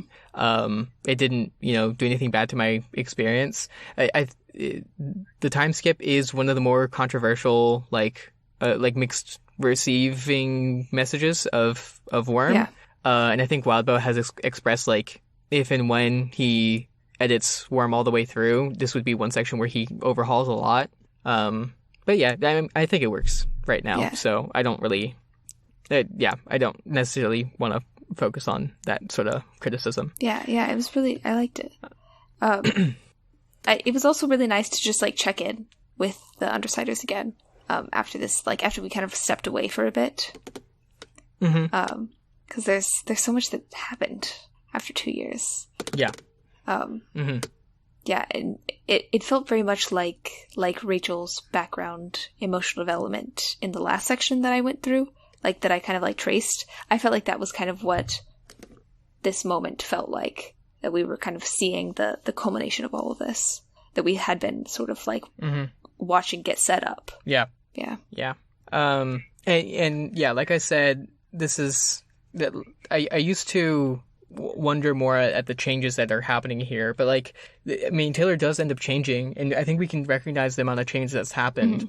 But I mean, the majority of her discovering herself and creating herself happened in those first 3 months, and then in the immediate aftermath. And so it's not that strange to me that like she discovered what herself with powers is like, and it's a combination of Skitter and Weaver. Yeah. So then we have Bonesaw's interlude. So as she works on the clone members of the Nine, she decides to not go into cryo. And over the course of 2 years, and plus a mind whammy from Contessa and socializing with some one or two people in town, Bonesaw slowly comes to the realization that she doesn't actually want to be a member of the Nine anymore. But she still decides to complete the cloning effort process, and despite her efforts, Jack knows. Yeah. Oh, yeah, this was a phenomenal interlude. Like, it was so interesting to watch, like, all of the, like, influence of Jack sort of, like, having whispered in her ears for so long, like, her being kind of isolated and taken out of that situation. You just sort of see how much of her, like, affectation and her behavior has been dictated by his influence, you know? There was particularly the moments where she sort of has returned to her past self, like the way that her self-referential from Bonesaw to Riley was really interesting. Yeah, that's which is her first name. Yeah, like, yeah. But then just we know that however much growth that she, like, has made, we know that she's, like, not gonna do what she has been instructed to do. Like, even however far that she feels she can develop and grow away from Jack, I think he still has so much power over her. Yeah, even when he's not there. Like, she could have stopped the end of the world right there. Yeah. She could have just decided to incinerate every single member of the Nine and Jack. But she didn't. Yeah, she didn't. For whatever reason. Yeah. I don't know. It's just that she didn't. There wasn't enough for her to leave, I guess. Not in time. Yeah. Although, just imagine her doing that and then just walking out of the bubble and be like, "Hey guys, so sorry about all that happened, but no worries, I fixed everything. So don't worry about it." Yeah. Yeah. Yeah. But there was also this totally interesting side note that I really liked. Is that she kept talking about how art needs an audience, which I am very obsessed with, because I feel like that's the same thing as readers and text, like the necessity of readers for text. Yeah, for it to be for it to become what it fully is meant to be. That there has to be a secondary someone to see or read or experience or whatever it is. Yeah, where it can't just be the author creating it. There has to be someone to see it from another perspective, I guess. Yeah, I find that idea very interesting because, I just want to wonder at the limits of that, because, does it have to actually be, another person? Yeah. Can it also just be you? And if not, can it be, an in-between of, a different version of you, someone, yourself in the future, where you're different enough to appreciate it from a different angle than you made it? Yeah. Can you make art for yourself in the future? I think so. I think absolutely. It's the mentality, I think, behind journal writing, where when you write it down, even in the act of writing, there is an assumption that you could return just your perspective, your consciousness. You could return to read it again, but you will never be the same you that you are when you're writing it. Even if it's a few minutes, even if it's 30 minutes later, you still have those 30 minutes of experience that you have tacked on to the end of your consciousness, right? That you have become someone. Yeah. Again, we're always in this becoming state, right? So we can't escape from that becoming of another person. Even by the time you're done writing something, you've already, via the process of writing it down, changed your mind a little bit. Yeah. And so rereading it immediately even would, Yeah, it's just... but that is a tangent. A good one to think about. Yes. So I really, really like... I love Bonesaw's growth here. Yeah. It's so fascinating to see. That moment where she goes gosh, golly, darn, fuck, or however the progression is. Yeah. It's so good. And it's not the only time that she's cussed before, right? When Defiant stabs her. Yeah. Right? Yeah. She does say fuck, but she's on her own here and she's not currently being stabbed, so it kind of is a pretty big thing. It's very much of she's taking herself, or she's attempting to kind of remove herself from under the gaze of Jack that she has been under for so long. Yeah. So then begins arc 26, the beginning of the end. So Taylor reunites with the Undersiders after 2 years. Things have changed. She has changed a lot. Brian is with this girl from the Red Hands named Coven. Imp, to me, is the most different, and Lisa is the least. And Rachel is still cool. Rachel. Yeah. Yeah, it's... I think Imp begins... Like, she still has a bit of fun, I think. Like, where she's teasing Taylor and all of this. But, like, there's, like, this intrinsic... Like, before, she felt so much more... I mean, she went through, like, a lot, I suppose. But she's, like... There's like, a harshness, I guess, now. Or, like, a coldness that, to me, is... That wasn't present before. Almost like she's sort of, like, adopted... She killed Heartbreaker. Yeah. Like, it's... I mean, she definitely had that... She had the capacity to do so, I think, before. Because we saw how, like, willing she was to, like, go all out with a 9 at the beginning when we first meet her. Yeah. But I think the level of like, planning and implementation that avenging Regent requires to go and kill Heartbreaker and, like, save some of the siblings and all of this, I feel like that takes... like a level of organizing and maturity that she gained only after. Kind of in the interim. Yeah. But then, like... she's both more... She's still herself and still jokes a lot, but she's also, like, way more responsible at the same time. I mean, there's that moment where she talks about how safe is good, which is totally antithetical to anything a, rebellious teenager would say, so... Yeah, she doesn't have anyone to feed off of anymore, you know? Like, the banter's... like, heavier, I guess, because of that. Yeah.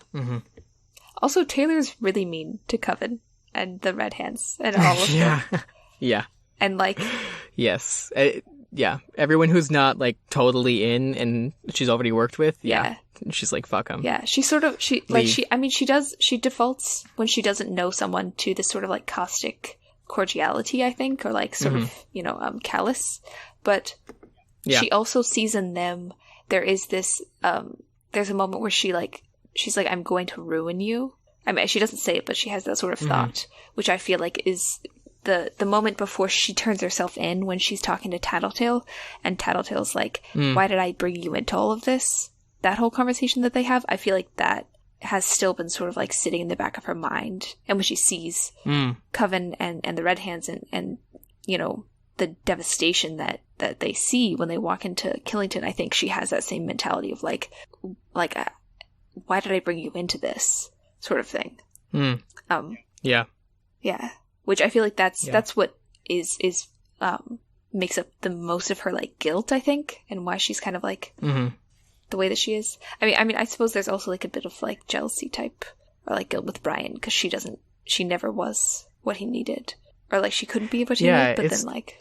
her jealousy with Coven is really interesting, because it's not just, like, I want to be with Brian kind jealousy. Yeah. Like, it's definitely... I think it's more on the side of, like, he deserves someone less of not a cold-blooded killer. Yeah. Yeah, it's definitely that. So they go to Killington, which is just a horrific, a smorgasbord of horrific people. I'm pretty sure, like, 1,000 people are dead there alone. Yeah. I'm pretty sure that's so the implication. Awful. So, yeah.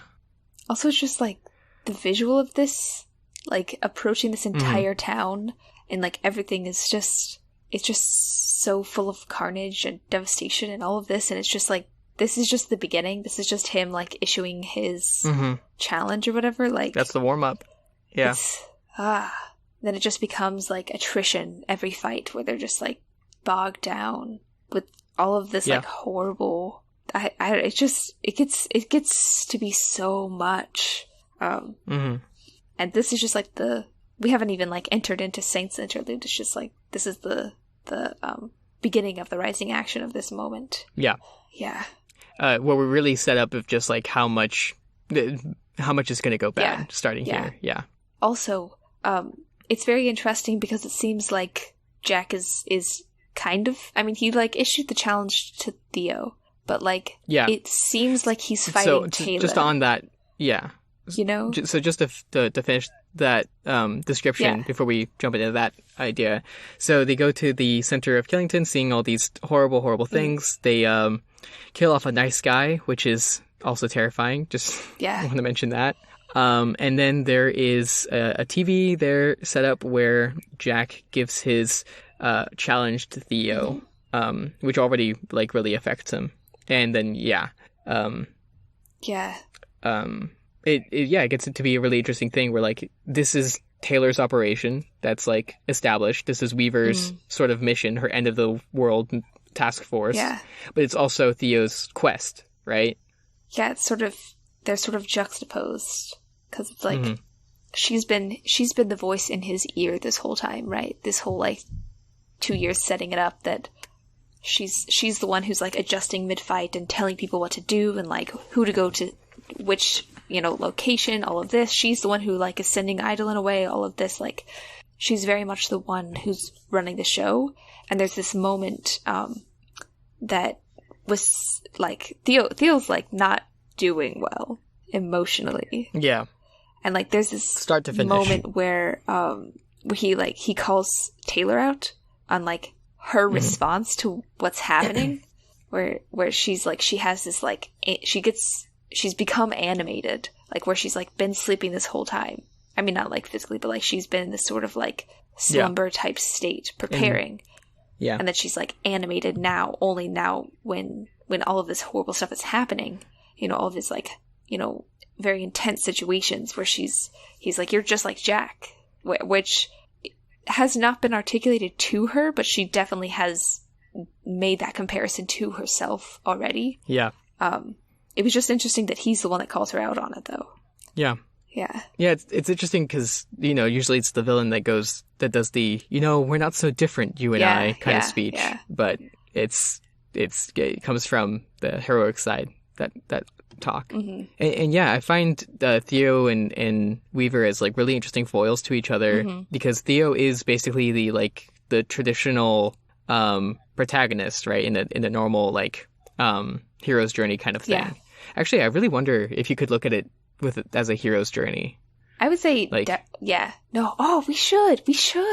Yeah, we should go and like look at his life through the lens of Joseph Campbell's hero's journey. That would be really interesting. But yeah, so because he's the one that's been handed, he's the chosen one, right? He's been handed this quest. He's the basically the plucky farm boy, right? Yeah, where he doesn't start off strong at all. And through hardship and hard work, he gets this power. And he's dealing with he's not the anti-hero, just often killing people and heartless. He cares about people. Yeah. He's a true hero, where Taylor is a hero. And yet, you know, I mean, our protagonist is Weaver. And yeah, it's a super interesting mix where she's almost the center of attention, but she's not. Yeah. But she is. But she's not. Yeah. Yeah, we sort of we keep switching back and forth between the two of them because our eyes is already trained on her because we as the reader have been pointed to her this whole time, but then at the pinnacle of this you know, this arc, it's Theo that we have been waiting on, you know. Yeah, it's very intriguing. Side note, I just want to point out right now that on our script, this first page of notes on Sting is page 9 out of 16. So that means that more than half of about half of our script is just about arc 26. So well, it's a very large arc. Which is, oh yeah, no, for sure, yeah, yeah. So then they go through a series of trials against the Nine, where Jack continually sets up these dual or even 3 situations at the same time where they all have to face off against multiple members of the Slaughterhouse 9000 while pretending that it's just Theo doing the fighting, just to keep the veneer of the game alive as long as possible. And there's all sorts of interesting things, lots of really, really interesting fights, really tense. And you have horrifying members of the Nine. You have nice guys, you have psychosomas, which I never thought of it before, but the whole thing of it, his name, it's like it's psychosomatic. So it's like it's the person who's not really actually being terrible, but they are. Anyway, it was interesting. And then there's Grey Boy. Jesus Christ. He's so cool and horrifying. Yeah, we'll talk about him later. Yeah. And there's those horrible moments. The part where Night Hag eats Jouster. Yeah. I don't know if you notice that he just gets pulled into darkness, and then there's wet gnashing, chewing noises. It's just absolutely. So it's so wrong because he gets got. He never had a chance. He's gone. Oh, that one's one of the most affecting deaths to me. And yeah, so even stuff like Breed, one of the least lethal members, he's awful. And there's just so Wild many Bill of really them. flexing his horror muscles here. Oh yeah, it's just like one after the other, and you can't escape it, and it's just. But I mean, to be fair, the Slaughterhouse Nine are they're definitely one of my favorite groups of villains. And for this, I was very excited when this whole thing began. Yeah. Because I was looking forward to all of them returning. And this definitely, lives up to expectations. Yeah. Absolutely. And and we really see how, effective all of our heroes are. So speaking of, this is when Saints Interlude happens. Yes. So Jack is on the way to Ellisburg and is about to get stopped by Dragon. So we start in Dragon's perspective, and we see just how extraordinarily effective she is against the Nine. She just annihilates a group of the Nine with no hostage casualties, no trouble at all, and they're crawlers which adapt to her nanothorns, and yet just destroys them. It's extremely satisfying, actually. It's great. But we zoom out, and we are actually in Saint's perspective of the Dragon Slayers. Who are basically tapped into her code and basically see her thoughts and stuff. We see just how human they are. There's this moment where Saint has to go pee, which is he can't look at the screen because he has to go pee, which is the most he's limited by being a human sort of thing. I thought it was such a great way to show that. When he gets back, they notice that she has turned her attention to trying to find out the Dragon Slayers after having expanded her processing power to basically be using half the computers in the United States or whatever. And so they're thinking that this is the make or break moment. Which is... And they decide to use... Go ahead. It's just... They just... Every time that, there's always somebody who shows up and messes things up. Just when you think that it's going to work out, and the person who has... the ability to, save everybody, there's so many moments like that, and you're like, we're so close, we're so close. Who's worse, Saint or Cody? That's the question of the day. Answer in the comments below. We'll talk more about Saint in a second. So they decide to use Ascalon, the dragon killer program. So we flash back to her creator's message, and Andrew Richter basically saying that to watch out for his children because he's afraid of them. Dragon's last words are that she made herself, not that Richter made her, and to tell Defiant something. She's not able to finish the message. It's tragic. Defiant vows to kill Saint, and Saint assumes control, and he's not nearly good enough. I know. It's so frustrating. And it's and the entire interlude, I think, is made so much more, worse, I guess. I don't know, more, painful. Because right after we get a glimpse of, how much Defiant is, falling apart when he understands what's happened. And he's, trying to keep it together and trying to, make sure no one else understands what happened. But then, it's just so heavy for him to carry. And then, Saint has, and, everybody, they have this whole other agenda. And, all these, I don't know, it's just very, they're living in this, totally other state of mind, it seems than everyone else. They have a different narrative. Yeah. Yeah, their narrative is not, they're not one of the heroes. They are the anti-dragons, right? They are the protectors against dragon. Yeah. That's their sole responsibility in their mind. But it's like, do they not see what's happening? Do they not understand how important? Yeah. Like, I mean, they've been watching Dragon this whole time. Like, I feel like they just so readily look away from the seriousness of what, I don't know. I mean, I guess they have other, motives and everything, and they have another plan, but like, it's just, they have such terrible timing. Yeah. I find it really interesting of the other two Dragon Slayers' perspectives, Dobrinya and Mags, who both feel more reluctant to kill Dragon for their own reasons. While Saint almost kind of seems excited to, because like, this is my destiny kind of thing. Yeah. And I think it's really easy to understand why. He's the one who received the dying message of the creator. True. He's the underdog, only human leader against the unstoppable AI. It's no wonder he thinks he's the hero of the story. Yeah. He's got a protagonist complex. Yeah. And it's kind of understandable why. Where he's like, I guess when you take a step back and just look at his perspective, I feel like it makes sense. But yeah. But even then, does not. She wasn't about to get them either, right? She wasn't about to become invincible.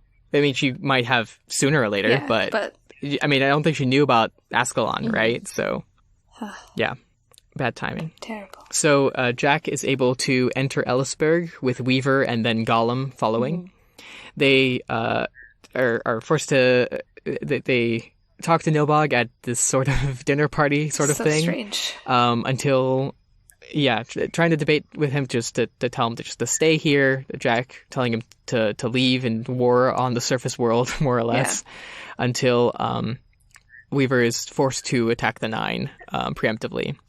And sort of in the process, Nilbog is either killed or captured or something, because he shows up later, crucified. It's messed up. Yeah, man, that's just... He has such a terrible fate. And I know he's like, I don't know, just... He did kill an entire town. He's not like a great person that, but like it's, I don't know, that's pretty terrible fate. To be like strung up and, I don't know, terrible. Oh yeah. After escaping narrowly from the now rampaging Nilbog monsters, Weaver decides to, doesn't this sound familiar, stop playing Jack's game and go directly after him. Yeah. Weaver. Their conversation where they like sit down and have that whole like dinner party thing is really interesting, because they also first before we even get into like the parallels between them two, it's like she places herself both in like at an equal level, but then also in deference to Nilbog, which is very like the duality of the position that she takes is very fascinating. Also because earlier in the meeting, not this meeting, but a different one, the one with everybody in Cauldron, she, Glastic Uwain? Glastic Wenye, yeah. Yeah. Calls her... Gives her the title, yeah. Calls her Queen Administrator. And then now she kind of like has it in her head of this like... That she's a queen, this like monarchy type. I guess, I mean, it's very interesting when you think about it as her like controlling all of the bugs, Sort of this like queen bee sort of type mentality. Yeah. And then she, I don't know, it's just, those two. But then additionally, sorry, this is totally, I'm kind of wavering. Go on, but in terms of like her dynamic with Jack, in this particular moment, he's sort of this like, it becomes less about like this parallel and rather this sort of like inevitable interaction sort of thing, where like he's his problem creator and she is perhaps a problem solver, offering solutions, but it also seems like she's always placing herself in a position to encounter problems and to be like like she's always there, right, when people need somebody to be an authority or to like take over the situation and place people in particular positions so that it ends up being okay. So, and I feel like she actively seeks that out instead of just kind of encountering things and going along. Yeah. You phrased it on our document as she's not just a problem solver, she's a problem chaser. And I think that's just a really interesting twist on classifying her. Yeah. Yeah. And she always insists on she always puts herself in places where she's necessary. Mm-hmm. Like she's becomes integral. Yes.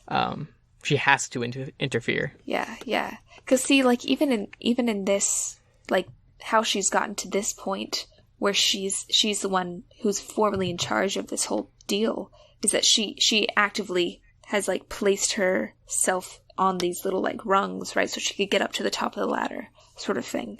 Mm-hmm. Yeah. Yeah. Which is just so much like him that it's so uncanny. Mm-hmm. Yeah. I could just go on and on about the parallels between the two of them. I want to see an AU where they switch places. Oh. Where Taylor is the Slaughterhouse 9 leader and Jack is the Plucky Wards member. Ah, that would be so interesting. I think it would be worse. Things would turn out even worse. Yeah, I think they would. Do you want to talk about Nilbog just for a second? Yes. Yes. His existence in Ellisburg is just so empty. Yeah. It's this peak of adolescent hedonism in uncanny sort of alley of it's super childish with this veneer of color and paint and interesting things mixed with this really fucked up sexuality.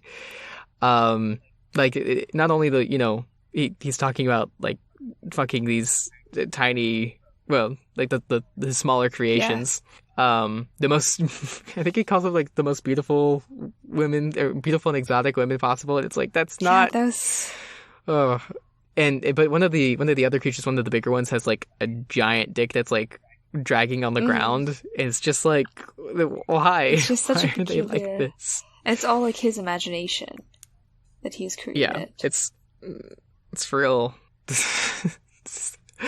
I mean, it'd be one thing even just to see this in a picture, but in reality, with it in motion, oh my god, terrible. It must be.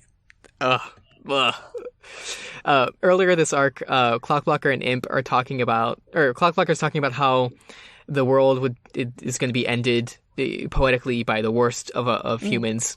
Imp saying something like, it's the world ends because a gross dude who jerks off in his basement 12 times a day to the nastiest case 53 porn out there is the one to end the world. And there's a funny back and forth about that, but that's what Nilbog is. It's really, I mean, it's also really sad, but Jesus, he's another we see a lot of loneliness in this book, and I feel like he's another one of those where he's just so alone, even surrounded by his entire the material reality of his imagination. He's still completely alone, Yeah. I feel like we see a lot of permutations of what could happen in loneliness, solitude. Oh yeah. Yeah. So they're able to escape, and Taylor coordinates the fight against Nilbog and some other Slaughterhouse 9,000 members for a little bit. Yeah, You have a thing there with Defiant. Oh yes. It's a surprising little moment that we get with Defiant and Taylor. I wrote in my notes. I wrote Skitter and Armsmaster, Weaver and Defiant, Colin and Taylor. Enemies that sort of work it out because they she recognizes that he is not going to be able to contribute the same amount, which, I mean, admittedly, she does the whole thing where she, just kind of, sends him off to go do something else because she knows that he can't be part of the dream team or whatever. But, she actually takes the time to, stop and, check in with him, which is huge growth from where we have, I don't know, just their relationship has really sort of changed dramatically. And I feel like this is sort of the pinnacle of that, where but I don't know, it was just a very nice moment where she she shows that emotional maturity. It's also something that she doesn't seem to show to a lot of other people, right? So they go to chase after Jack to follow him into the pocket dimension. fighting off no-box creatures along the way.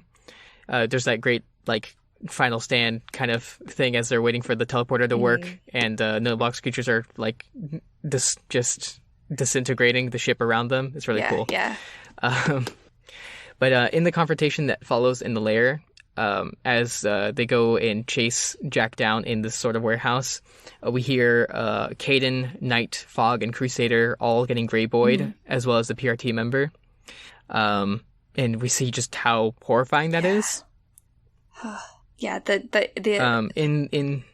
Oh, it's just such a scene that they walk into, like, where like they're all of the they're like growing more, and all the little like glass tubes, I don't know, the containers, and like Nilbog is like strung up like this sort of like creature making assembly machine thing, where he's just like popping out all these new creatures, and he's like, and then everybody else is like stuck in these like gray boy loops, and it's all so bad immediately, and she doesn't have any bugs, and like everything's kind of running out of time and all of this, and it's just such like a desperate situation immediately that they walk into. Weaver is able to find Jack and has a little conversation with him basically, and then turns the corner, shoots 2 Slaughterhouse 9 members, then shoots Aster, and then orders the rest of the attack. And a bunch of other Slaughterhouse 9 members are killed. And then in the aftermath, which now becomes Theo's interlude, Theo walks around and tries not to think about the dead. Or tries to at the same time. Also, oh my god. Like, I like still can't wrap my head around, like, I've sat around and like, this is just horrible to me. That she just, I mean, I understand that like, in her mind, she's like, it'll be worse if we leave this child with the 9, or like, the child triggers early and causes the end of the world, or like, you know, that she, you know, like, she could get Greyboard, so like something horrible could happen to her, like, oh, there's some sort of torture, all of this, but like, why is her solution to shoot a child? Like, that's a child. That's a child. I can't. It's a whole ass child. Like, I just, I can't wrap my head. Important to, it's, she's a toddler. Just to make that very clear. Yeah, which is she's 3 years worse. old. Like, oh my god. Also, she doesn't explain. So she's just kind of like, I think that's the worst part. It's not even like, you could rationalize it, right? It could have been the right decision, but she doesn't, like, even after, I mean, you know, there's more arcs to go, right? So maybe they trust it could just, she's still in the situation, right? But it's like, but she doesn't think it like, we know that was fucked up. We know that she's very good at rationalizing things. So like, she just kind of like that to me spoke so much more profoundly about her change, and how callous she has become, and like how focused she has become about this very one specific thing of trying to end the end of the world, not like trying to prevent the end of the world from happening. That she's like, there are so many costs to it, and they are worth it if we can solve it, like if we can fix it, you know, where she's like, she's in this like one-track mind so readily, and just so vastly different from what Theo was, like, his headspace is completely different from hers, where she's just kind of like, there we go, like, next thing, and he's like reeling in the aftermath. Let's actually transition to start talking about Theo. We hit on that note over and over again of how, like, he wants to let himself feel the dead. There's just, he has so much emotion, like, he's so full of emotion, and we feel it so, like, intensely, but then he's like fighting this mentality of like what he's allowed to show and what he should show, because I mean his mentor, who's, and it's not just Weaver who is a problem with that. It's like everyone would feel bad if he showed the emotion, the devastation of his mother getting Greyboyed, his little sister getting shot. Like, it's so I mean, this is like, it begins this, I mean, later on, like, I was thinking about like the intensity of situations that are like trigger events, and this kind of begins that mentality shift, I think, to him. Is because here he is again alone, even more alone than he was when he knew that his family was out and about, just not with him.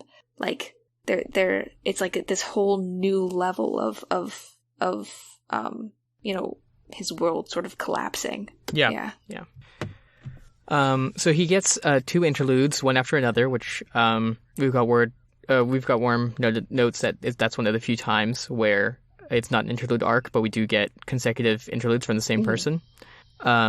He's really like unsure of himself. He doesn't feel that he's strong enough. And he's also going back and forth of like, he doesn't want to like lose his humanity like Weaver.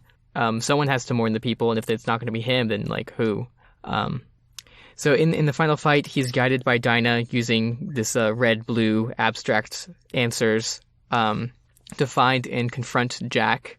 He finally does, and there's this, I mean, it's more than just an epic showdown, but it's an epic showdown between the two, with Theo basically talking down to Jack, telling him, "Stop talking, Jack. You're not as clever as you think." And yeah, he's kind of right. He does point out that Jack is not actually being that interesting. Grey Boy loops Scion, and we think that might be it. Theo during this like fights so hard, despite every instinct telling him to run away, and also him just getting eviscerated, literally. Yeah, he's like by it's so intense. Yeah, by a hook wolf knife of Jack Slash, which is insane. Yeah. So he's almost killed basically, but even though everyone tells him that it's okay to sit back because he's like on the brink of death almost, he via grunting insists that he wants to continue on. Because the fight's not over. But he's discovered the secret to Jack's abilities, and he tells a Dragon's Teeth, a non-parahuman, to attack Jack, and he's able to. He foams Jack. Grey Boy, upset with this moment of weakness, turns on him, loops him, and then starts pulling out his intestines. Yeah, it's so much. And then Foil, who we thought was looped, which I mean that's good. I'm glad. Foil, who pretended to get Grey Boy, steps out around and then offs Grey Boy, and we think that maybe it's over. Maybe. Oh, we think that. Yeah, I was so glad that we returned to Theo in this moment, because I've been waiting. I really liked the beginning where we got to see into his head, and I was really excited that hopefully we were going to see him again. And here he is, in the most perfect moment to see him. To see the end of this like whole build up from his perspective, to like kind of watch through his eyes. Yeah. And I feel like this was just like the most wonderful moment to do that. It was also really interesting because he's super aware of how much power that Taylor can garner, that Weaver can garner. Like, which I feel like is partly because he's like kind of perceptive, but like in that particular capacity. But I think it's also because he, like in his past, he's seen his father like he's wielded authority over individuals, and like in that sort of like harsh, I guess, reality. I mean, his is probably more like probably more cruel than Taylor's, and his is more like a traditional kind of authority, I guess. But he can like recognize how much, like he can immediately see like how she is able to like kind of move people into where she wants them to be, where he calls her like so focused that she's almost cruel, which I feel like is very interesting, because really the greatest amount that we see of her in those 2 years in the interim is from his eyes, right? Is that him kind of remembering those moments where she's the mentor, right? In the in the montage where like the hero is getting trained, she's the mentor and he's the hero that's, you know, like that's improving dramatically. Even though they're the same age. Which is such a peculiar dynamic.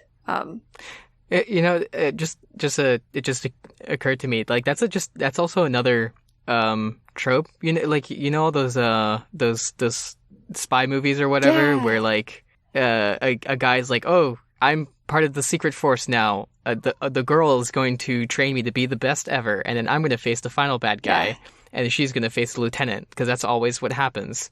I'm pretty sure like Ant-Man is like that, right? Yeah. So, there's that common trope, and it's played with here, where our protagonist, who's so much more effective, is the girl, and she continues to be more effective. He never surpasses her. Yeah, it's very interesting that he's really the only one that like offers any sort of like friendship, even if it's not genuine friendship, like that there is any sort of like, you know, social interaction or connection with the wards, like that she's, because of her abrasiveness, she's like she's kind of pushed away so many others, but it's really like she's so focused on what she's doing that she doesn't have the time to think about the emotional bits of it, because I feel like she put in extra effort with the Undersiders, that she like deliberately set aside time to think about the emotional bits of forging relationships with them. And I feel like with the Chicago Wars, she was just kind of like, we don't have time for that, and he kind of bore the brunt even of though it. she had 2 more years. But, yeah, I know. Taylor. Yeah. There's a particular moment. Yeah. Oh, sorry. Go ahead. I just think it's interesting how we, because of the time skip, like we have a Taylor is distant from the wards, and we feel just as distant as she is because we weren't there. Yeah. Like some of them, like Wanton and Grace and Cuff, like get barely any lines at all. They're like as minor as like any other member of any other team. I'm pretty sure like Jouster has just as much characterization as Wanton. Yeah. And I think that's just as like Taylor was not that invested. Yeah, there's very much like there's no camaraderie at all between any of them. Yeah. Which I suppose there's another instance of like isolation and sort of loneliness, is her time that we aren't with her.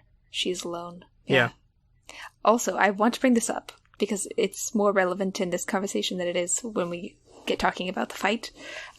There's this moment when Gollum is like, he's all cut up and he's like bloodied and like he's been sewn up right by Parian, and he's like looking over to Jack and Hookwolf and Siberian, and he's thinking about the irony of Hookwolf being there, and like he's like, my father's lieutenant, blah blah blah, and Taylor's just over there like, wow, like I feel so nostalgic, which is just like, this is a horrible situation. So can you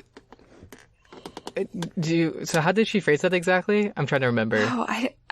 It was such, or not phrase it, but like it was a really funny way of like, I mean, it wasn't funny, but like it was just so much that she find it. She goes nostalgic. Her voice is barely audible, right? And that's all she says. Oh my gosh, I didn't even notice. Yeah, I wonder what her thought process there was. Just like, God. Taylor. It was just a very funny moment in the middle of all of this. Like, it's the end, right? All this is very intense and horrible, and you just killed a child, and you're like, nostalgic, looking over at all these. Just, I remember when I was younger and fighting the Slaughterhouse 9 in the streets of Brockton Bay against Jack and Siberian and all these other murderers. I was standing on a rooftop then too. How time flies. How time flies. Oh man. That's an interesting moment. Well, also Rachel agrees with her. Rachel grunts and after that, so that's interesting. Yeah, those two. So this fight ends, right? Jack is all captured. So So this ends. Tecton, after him being foamed, says that he heard something. He heard Jack say something. Yeah. Doesn't make sense. Nonsensical. Which is so ominous. So incredibly ominous. And they're worried about, the catalyst going off, so that gotta relay the messages to someone we trust. And here I think it's like one of the few times we have like an actual like cliffhanger where we like withhold information. Where Tecton leans in close to Gollum and says, "Doesn't make any sense. Nonsensical." He said, and then we end it. Yeah. So just what I'm talking about there is I don't want to say correct. That's definitely not the word. But like the type of cliffhanger that more people are okay with and that is usually more satisfying is, and this is not, I'm not doing a critique. I'm just explaining what my feelings of this are. Is Brian Sanderson does some lectures on YouTube about writing, and he describes it this way, where it's like the characters, they know something's terrible is behind a door, they open it, and we see what it is, and then we end before we get the characters' reactions to it, right? Rather than the other way around of we open the door and we don't get to find out what's behind it, right? Because that's like, well, I just want to know, like, because the question is quickly answered, right? And so the suspense is just like the first page of the next chapter, rather than the ongoing consequences of this thing. So this is going the other direction, where we don't see what's behind the door, but we know that something really, really, really bad is behind the door. And I think it's really well done here. It is phenomenally well done. I'm sure it was infuriating to wait for it, but like you cannot imagine not continue on reading this as it was coming out. I would get so frustrated. Yeah. So here we have our final interlude, our final chapter of this book, Arc 26 Sting, with the interlude from The Entity. Yes. This entity swims through the void and it remembers. Everything is stored, dating back to the very beginning. And so we see the beginning, where the entity came from this one planet with lots of other entities. I'm going to wear out the word entity in this, aren't I? Where they wove in and out of every single version of their world, constantly fighting and trying to consume. Their cycles of growth and growth before they all consume each other, and death and growth again, has happened a bunch of times, and every time is worse. So one of them sacrifices itself and basically gets them all to organize and expand outwards and start this cycle where the entities swim through space, finding planets with life, bonding to the life forms there, learning from them, collecting abilities, information, and before exploding the planet, continuing on to another one, and doing the same thing, usually pitting its current shards, which is what they're made of, and their powers against each other via the hosts to find out more stuff. So this version of the entity swims through the void along with its counterpart. It is the warrior, and the other one is the thinker. The thinker sort of collides with another entity. They share information, and the thinker is left diminished in the aftermath. Which is so sad.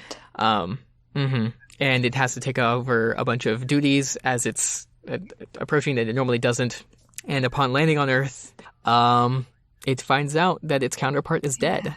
Scion is incredibly sad about this, crushed with the realization that its counterpart is gone and that the cycle will not continue.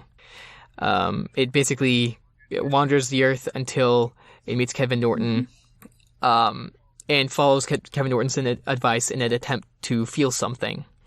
And it hasn't. It hasn't been fixed by helping people. Jack, talking about... Well, actually, we get a quick cutaway, I think, to Tattletale as she finally sees that drawing that Aiden made and gets through the block of information. And she calls to tell them that the end of the world is still on, but not in time, not before Jack can tell Scion about a potential relief to his sadness. in petty destruction. Jack. Scion leaves and experiments by just destroying the UK, and it feels good, somewhat. Scion. So he then turns to the western coast, the eastern coast of the United States, and that's where we leave off. Yeah. Oh man, this was amazing. Like, the way that this was written was phenomenal. Also, I'm so glad that the flapping beings have a name and like a past. And this tragic story of loss and loneliness and solitude. And I mean, it's also like they've been destroying worlds, so I guess that's kind of like not great. Countless worlds, yeah. But like, it's so interesting the way that they like ferret away information and pieces of their history and the way that they think and all of this for like safekeeping and all the other life forms, right? So it's like, who knows about these life forms? Like, what if they're terrible? What if they decide that they want to, I don't know, like oust that, like the one time where they like ousted it and all of this. It's just so infinitely fascinating to me, you know? Yeah. And they've grown into this like rhythm of duality, right? And then suddenly it's broken after like however long, eons or whatever, as like living as a pair, right? And so now like Sion's just like alone with no one to like offer thinking or analysis, you know? He's a protector who has no one to protect. Yeah. Yeah, and yeah. So it's really, I think the way that they're described is so interesting because, I mean, so Telltale says like viruses like gods like children, and like it's fascinating because they are these like incomprehensibly complicated beings, right? I mean, they are like eldritch abominations, right? Yes. Like they are literally like Lovecraftian, phenomenal, greater than human understanding things, where like even one tiny piece, each shard is like enormously complex, right? And it's got like trillions, and yet because it's like gone into this human form, like it's incapable of understanding that its counterpart is gone. Like it's incapable of dealing with that. It has nothing prepared to deal with that, and it's this tiny human brain that it's simulating that is able to give it like a feeling of emotion, which is so interesting. That like and I find that interesting so much because like in its narration it talks about how it feels sadness or whatever, but it's a petty emotion. It's like nothing to it, right? But it's clearly like really affected by it, right? Like it would have been just like, it would have been listless without the feeling of sadness, but it still would have like done the same thing. Like it doesn't know how to process grief. Yeah. You know, by itself. Yeah. Which makes me wonder, like, the one that did survive, right, is the protector, or like is the it's not the thinker. So like, what would have happened if the thinker had been the one that survived? You know, like, would there have been so much, like, would it have been quite as easy to persuade to do various things, like with Kevin or like Jack, who's like time to cause huge destruction, and Sion's like, okay, I guess that sounds nice. I don't know. And it does. It feeds its little human brain. It says, "Oh, this isn't so bad." The thing I forgot to say when I was talking about incomprehensibly large is that like they're so incredibly complicated. Their messages contain more information than like all of humanity has ever produced ever, right? And yet they still follow the basest urges of reproduction. That's it. That's all they want to do. They want to consume and reproduce. Yeah, they're so I like them a lot. They I think are they're like this mix of like, they're sort of Borg-like, but not totally. It's more like the Q continuum, which is like, or like Vulcans or something, like this like preservation of knowledge and passing on of knowledge as like the main thing, but then at the same time, like that they're like conquering worlds and they're so beyond anything that we could imagine. I don't know. This whole interlude was really, and I loved that throughout it we were wandering through the like life cycle of these entities, and that it was all of the archetypes. Like, wonderful. Yeah, I find it interesting. I don't think it's every single archetype, at least not in this interlude. And it wasn't Yeah. Which I feel like makes it even better. Mm-hmm. Because then it's not like exact, it's pieces of it. I don't know. It's very interesting. Yeah, so the final thing that Jack communicates is basically like, we are all petty, brutish creatures, and that's all we are, and why not enjoy that? And that's what ends up being told to Theo. Tecton tells Theo, more or less. And it's such a, I don't know, it's just another moment of Jack using his understanding power. Like he didn't say the same thing to everyone, you know? I mean, this does sort of echo this thing he said to Panacea, but like in a really different way. Yeah, so, he's very aware of his audience every time that he speaks. Yeah. But he has the same he has the same end goal of chaos and destruction every time. Yeah. So, how do you feel about this ending? The beginning of the ending of the world. I'm worried. Also, it's very, I feel like it's very poetic. I suppose it's poetic of like, it ends like it begins, right? With a few words sort of thing. Yeah. But I suppose they have a lot more than a few words. Yeah, I don't know. There's a terrible noise that just happened. Oh no. I think it's fine. I don't think anything terrible occurred. That was just... I think we're gonna finish this episode too, which is cool. Oh, sorry, I got totally disrupted. Yes. You're okay. Yeah, but I do think the next arcs are going to be, like, a lot. Like, a lot of, like, destruction. And I feel like it's going to be very harrowing. Trying to end the end of the world, I guess. Yeah, I don't know. Yeah. I do like that it didn't work out.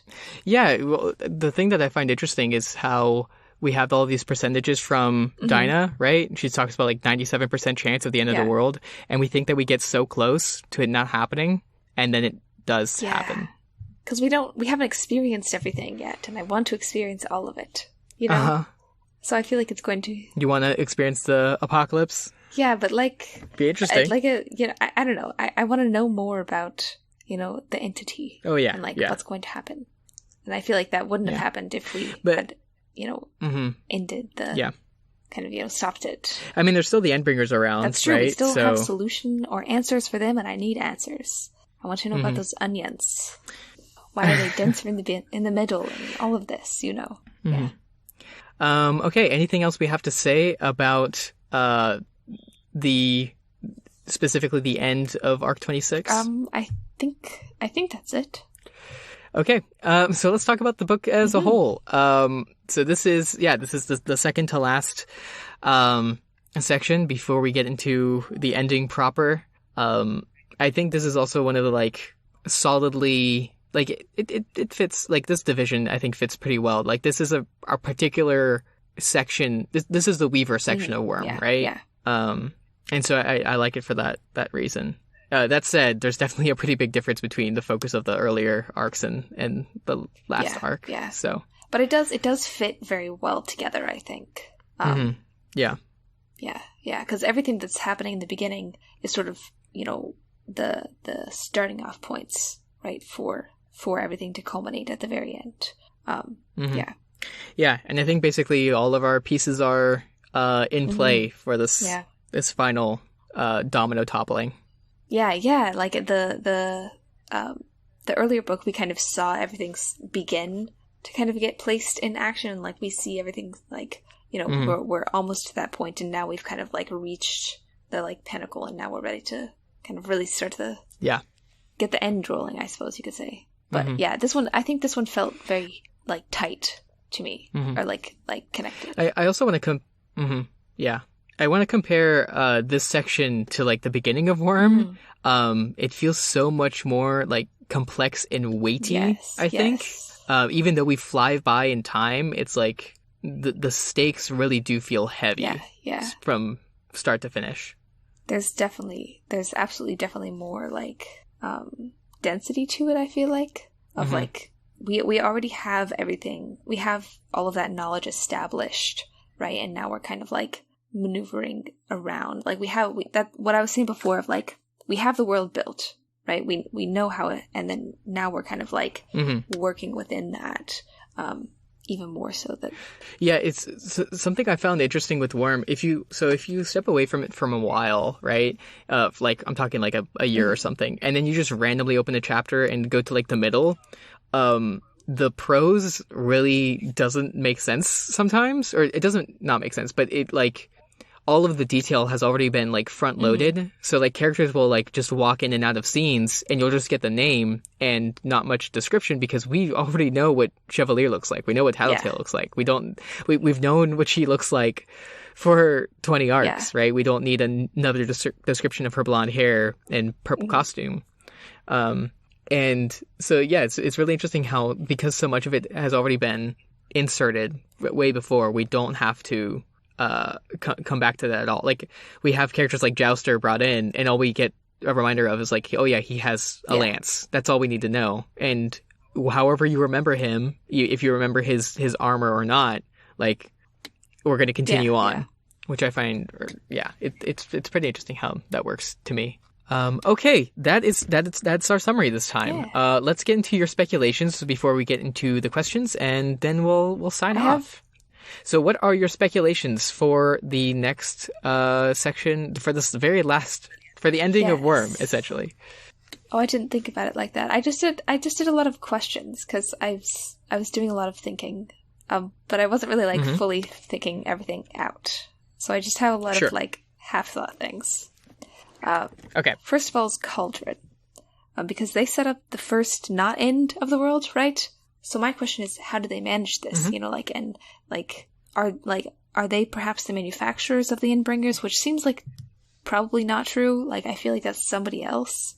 You know, like, I don't know, because unless they no, well, I don't know, because I mean, I suppose they could be using the Endbringers to train people for the end of the world, but then that seems kind of silly, I suppose. Like there's like, a lot of people died. So. Yeah, it seems like too much cost. It's a pretty harsh training. Yeah, I feel like they have some other external source that we're going to see, hopefully. Which makes me wonder, like, is the external source another pair of flapping beings, or just like another singular entity, like, who have latched onto the planet also, who are like, I mean, this seems nice, like that sort of thing, like, or are they here to kind of like co-opt? I don't know, like, do they have that sort of thing where they like interact with each other and like fight over a planet? And is that what's happening here? Secondarily to that, what, like, there's all these like dead shards, right, that are still functioning. Is that, did I read that correctly? My question is, yeah, so all those dead shards are the ones that belong to the Thinker. Yeah, but like, they're out and about, yes? They like placed them in being. So like, where, like, how do we distinguish between the two of them? And like, is that... Yeah, what does it mean for it to be dead? Is that, what the Glastig Owain? Yes? I feel like Glastig Wenye? Yes, Glastig Wenye. I feel like I pronounce her incorrectly every time. Glastig Wenye. I think you say it correctly, and then you forget, and then you get nervous, and then you say it correctly. Alas. But so is she the one, like, is she just collecting dead shards, or like, is she collecting all of them? Like, what is she, like, it seems that that's what she's doing, right? So, like, is she going to play a role in how they're going to solve all of this, or are they going to put them all together and it'll be okay? I don't know. Like, do they need to call somebody else, like, is like, to come help this being? Like, what is the purpose of, you know, like, how are they going to save him? Like, is it going to be Taylor because she's the Queen Administrator? Like, this sort of thing. I don't know. And then also, like, what is Teacher up to in the birdcage? Because he seems to be, like, making plans and taking names and all of that. But, like, what's his ulterior purpose? And how does he tie to Saint and all of them? And, like, so many questions. And I have no answers. I find your questions fascinating. I need to know. I'm going to ask them now. I'm going to ask them a series of questions just about general ending questions, because now is the last time I can ask them. Who do you think is going to die?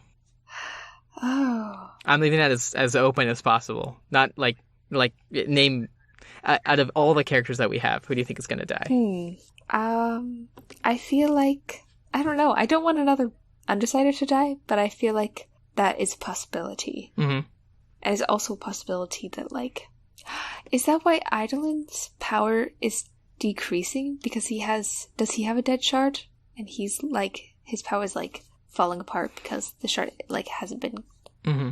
Does I think, or is he just? I'm not gonna say there are clues in the text already as to like what his deal is. Who has dead shards. Like you could look at the sign points out like some characters in particular that have dead shards. Yeah. And but is there like a numerous amount or just like a few? I think it's more than a few. Mysterious. Yeah, I don't know then. To go back to your earlier thing, if an Undersider were to die, who would die? Probably Rachel or Brian, which is terrible. And it would be very sad. But I also feel like that would be... Actually, no, I feel like Tattletale also, like, she keeps brushing with death. And I feel like she's, like, towing the line. Plus, it would be one of those, like, you know, foreshadowy things. That would be a pretty good foreshadow, I think. Yeah. Yeah. You can only dodge death so many times, yeah. Gosh darn Grim Reaper. What else? I'm trying to think of questions without like hinting about anything because just by asking you a question, I'm implying something, right? I was really hoping that Cherish would show up, and she didn't. It was just copies, and I'm wondering, is she going to show up later? Because I mean, she's got a bunch of people wandering around in her head who could be helpful. I mean, she did show up about 9 times. Yeah, but like that doesn't count. She's like... Yeah. Wait, you're not talking about Cherish. You're talking about Butcher 16 or 15. I don't remember which one we're on.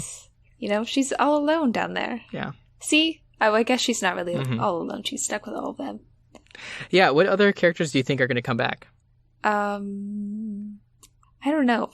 Death is a tricky thing in stories such as this. So just to list off of like characters that I can remember that like went off screen for a while. I mean, we talked about Cody in this one. I feel like... there's all of the people in the birdcage. I hope they show up. I feel like that's what Teacher is sort of planning, And then like that whole thing with Cauldron where they had this whole discussion and they were like, no, it seems like it'll somehow be yes sometime soon. And I'm waiting for it. Who else? I think basically all the Brockton Bay wards didn't have shown up, but not all the Protectorate of My Brockton question Bay. is, when does Panacea show up again? Because I feel like she'll show up. I feel like she'll be important. Sure. Because she was the one that kind of knew things, right? And she like whispered them to Dragon. Yeah. Actually, that's one of the detail that happened is that we found out that scrambled message. The reason why a Dragon couldn't look at it is because it was the code that made it so she couldn't look at a thing. That's how specific the CMERG was. And Saint puts away that information to look at as soon as possible, but doesn't actually have time to really investigate it yet. Saint. So ineffective. Yeah, so I feel like she'll pop up again. Yeah. Who else? I don't know. Okay, we'll leave it at that. And if you have any other speculations, Clarence, you'll just say it next episode. If y'all have any particular more questions you want Clarence to answer, and we're going to answer those questions that we already have. You guys can go ahead and answer them because next episode's the last episode where Clarence has not read all of Worm. So I'm so excited. Yeah, and we have 2 weeks until next episode, so you guys have plenty of time to ask them. Okay, so let's get into the listener questions that we have right now. So Daco352 asks, Daco352's first question is asking whether Grieving Regent is proper considering he's a murderer and a rapist.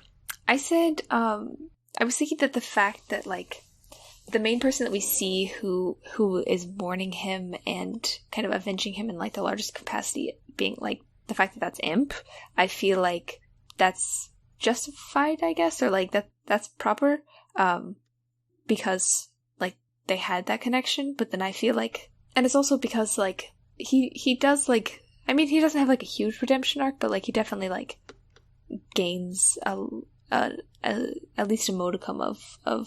I mean, he never really feels remorse, I guess, but like he definitely he is not the person that he was at the beginning. Like, I mean, well, I mean, that's his thing, is that once he got away from his father, he stopped his worst impulses, right? Like, we don't hear about him, I mean, raping anyone again. I mean, definitely kind of, sexually assault a couple. Like, he feels up Sophia when he's in Sophia, and that's kind of fucked up. But other than just, like, the use of his power as it is, and even that's, I mean, fairly restrained compared to some other things. He's a lot better on his own once he has some agency. And it's certainly, like, not the place of an outside observer to determine, like, the solid answer to that question. It really is more to, like, the victims. I mean, the question is, how do you forgive the unforgivable? True. Can you ever forgive the unforgivable? I think that's the question that Walbo thinks about a bit. Yeah. So. Yeah. I was thinking, as I was looking at this earlier, I was thinking about, like, he's not like a good person, right? But, like, there's definitely aspects of him that have, like, the potential to be good, or, like, or that he, like, embraces pieces of himself that he wouldn't have before encountering the Undersiders and encountering Taylor and Imp and everybody. Like, there has to have been, like, a character growth and an arc to lead him up to sacrificing himself. Like, that in the last moments of his life, he was not thinking about himself, that he was thinking about Imp. Yeah. Yeah. And isn't that, like, how we should remember people, just as, like, the totality of what they are, not just any one aspect? Like, definitely not just their best aspects, but maybe not only their worst. Like, I mean, that's how we should kind of view people in the past. Like, people can do great things in the past, and we can appreciate those things, but also acknowledge how terrible the pretty horrible things that they were encouraging at the time. Yeah. I guess the importance of it is memory, holding on to all of it, and not just, like, selectively remembering. Yeah. Deco352's next question is asking about how Taylor further justifies killing different people, as in, like, Tag, Alexandria, and Aster.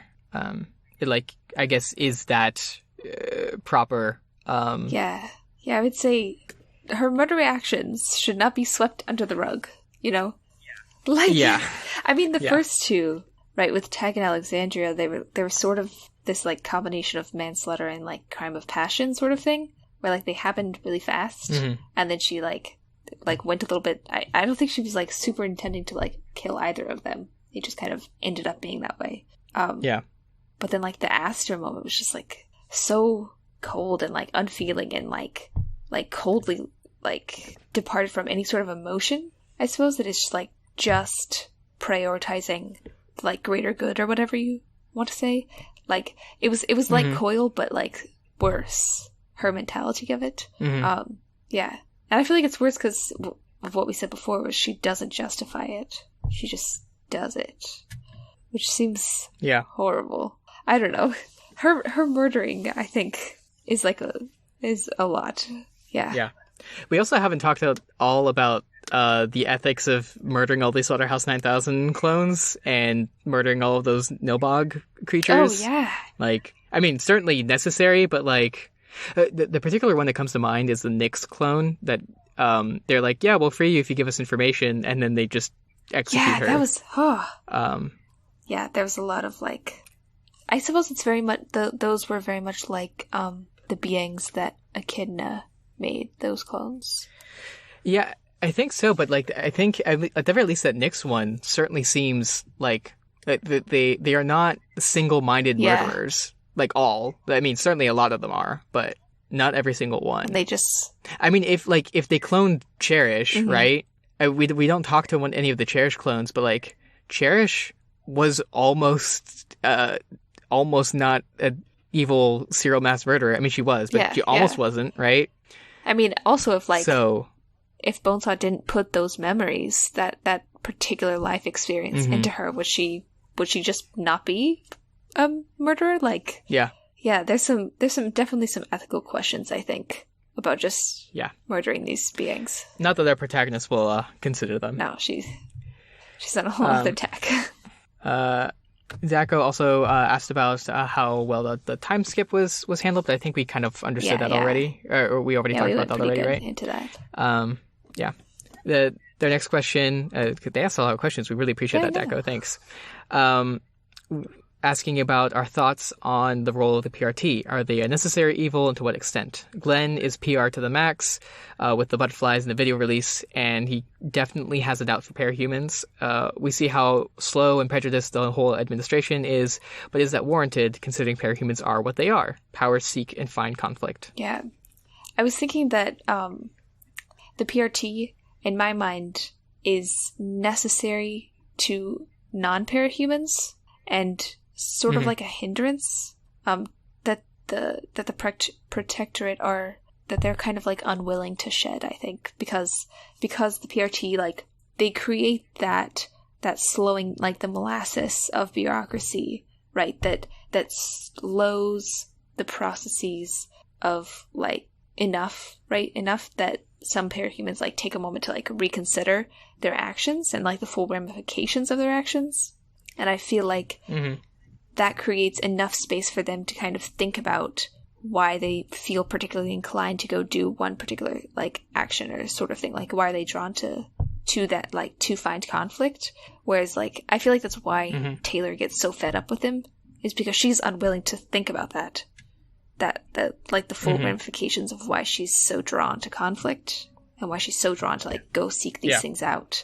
But I feel like they're very integral to everyone else because they create that. I mean, if the PRT, they create that, like, stopper, I guess, or, like, first obstacle sort of thing. Yeah. I mean, if the PRT wasn't there, like, what power would the average person have? None. Yeah, nobody's an advocate for them anymore. And it's interesting because, like, the PRT kind of only has its power because the parahumans that work with it give it that power, right? Like, basically, all of the parahumans, all of the protectorate could just not follow the rules. Like, they could all just become villains and vigilantes, all of them. And the PRT would not, or just all non-parahumans governments would not really be able to do that much to stop them.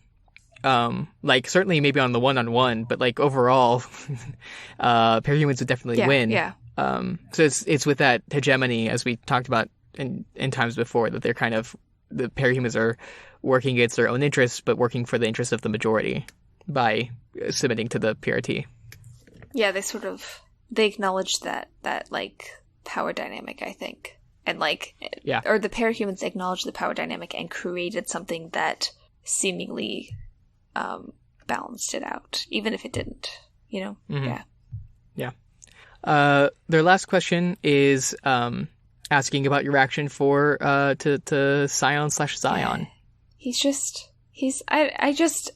I felt deeply that there was so much, like solitude or, like, loneliness, I guess, in this book, and I feel like he embodies it, you know, because he's, like, he's existed with, like, the other entity for so long, and now he's just alone and drifting, you know, and, like, literally drifting, which is so funny and great. You know, where, I mean, it's terrible, but, like, because, you know, so it's just, like, his whole life, like, he's going through, like, a late stage life crisis, you know? Open to anything. Yeah. Total side note, something that I have not thought much about yet is how he's only, like, less than 1/10,000th of a percent of what he used to be. Like, all of his other parts are scattered, and, like, what that means, because that, like, every single one of those parts, or every single one of those shards is, like, a part of him. I mean, if you collected enough of them, would it be him, or would it be something else? That kind of thing. That's a good question. So, also, why didn't he? Like, why didn't Sam just go start collecting all the pieces again? Yeah. You know? Intriguing. Yeah. So, speaking of, Azazel Crowley asks, have you ever seen anything like the Entity backstory before? I have been thinking about this all day. And I think my answer is nothing this detailed and abstract at the same time. Because, like, I've encountered stories of, like, ancient beings, right, who are, like, looking to reclaim power and all of this, and authority and all of that, but, like, nothing quite this, like, both like shattering of its, like, literally shattering of itself instead of just, like, duplication. So it kind of like knocks out any sort of like virus type thing. Because like it like takes itself apart like a puzzle or something. You know, I mean, and I was thinking maybe Borg, but like Borg collects pieces to put into, you know, like the Borg, like it doesn't quite, like it doesn't quite line up correctly. And then like, yeah, I don't know. Yeah. Yeah. So I think the question is, or I think the answer is no, I haven't. And it's really interesting. Yeah. Yeah. It's, yeah. There'll be a lot more to talk about it once we actually like finish Worm, but I think the function of J-Maniac has J-Maniac has a video asking if Worm is a deconstruction or a reconstruction, and in that he talks a lot about the role of the entities as a world building factor and what it does to Worm and making it feel like a more realistic setting and things like that. So go watch that. It's on YouTube. He's great. I might have already plugged this video before. I hope I have when I talked about deconstruction. I might feel not like have. You did. I meant to, but okay, good. I'm gonna say just real quick. I've seen only one other place that was somewhat similar to this, and I'll be talking about it on some bonus content. Ooh, how exciting! I don't want to say what it is because it's like spoilers for the thing, but like. Alas. I have no idea how to hint about it without giving it away, stating it. So, yeah. But if you know what the bonus content I'm planning to do is, you already know what I'm talking about. So, anyway, okay, that is what we have for y'all this week. Surprisingly, we didn't go 5 hours, only 4, I think, which is not too shabby. Only 3 hours 40 minutes. It's probably going to come out to like a 3 hour and change. Podcast. That's fantastic. Oh my gosh. We skipped over so much. But it's okay. It's inevitable talking about so much. Okay, so what is happening in Doof Media, Clarence? That's a great question. So yeah, thank you. So today, actually, I am the day this episode comes out. Actually, the day I'm recording this also, I'm gonna head off of this, grab a quick snack, and then hop on a call with Scott and Matt to talk about Akira, which is a hugely influential anime movie from the 80s. And I'm really excited for you all to hear that and to talk about that because it's a really cool movie. So, and a little it's incomprehensible too. Oh. So I'm excited to talk about it. I mean, that's the best source of movie. And the book club is occurring tonight, the day this comes out, on the first 15 lives of Harry August. I think that's the title. I've said it enough times I should remember it. So if you are still reading that, you still got a couple hours, or you can go back and listen to it. And if you haven't started listening to it yet, We Want More is continuing on and covering Harry Potter and the Methods of Rationality with endless, interesting conversations. And I'm aware that a recap episode is coming up soon with some guests coming on, and that is a great way to jump forward if you just wanted to catch up right away. And also, as a separate thing, aside from our shows, there is currently a Pale Reflections / Decomposing Worm fan art contest going on until August 21st, so 2 more weeks. We really wish we had announced the last episode, but basically we decided to do this contest like the day or two after that episode came out, so we just missed that, unfortunately. But now you know. But yeah, there's 2 more weeks. Now you know, and you have 2 more weeks to do it. That's plenty of time to do a magnum opus of art, course. Right? I'm sure. The theme of the contest is monsters. So you can create fan art from of Worm, Ward, Pale, or Pact. No Twig yet, unfortunately. Only Doof covered things right now are eligible for the contest. And I'm really excited to see what people come up with, because I love monsters very much. And of course, there's many, many ways that can be interpreted, literally or metaphorically or else. Ooh. So you can look at the rules at the link in the description or at Doof Media under either the Decomposing Worm or Pale Reflection tabs. There's a $100 cash prize for the winner and a $25 cash prize for the runner-up. And we'll announce when the voting for that begins. Yes, very exciting. Also, if you like our fan art contests and, everything like that sort of thing, you should consider donating to our Patreon. single $1 a month or like whatever else you can afford, because it's through this avenue that fan art contests and everything like that, like hosting fees, etc., that's sort of like all of that is kind of facilitated through that. And so we'd really appreciate that.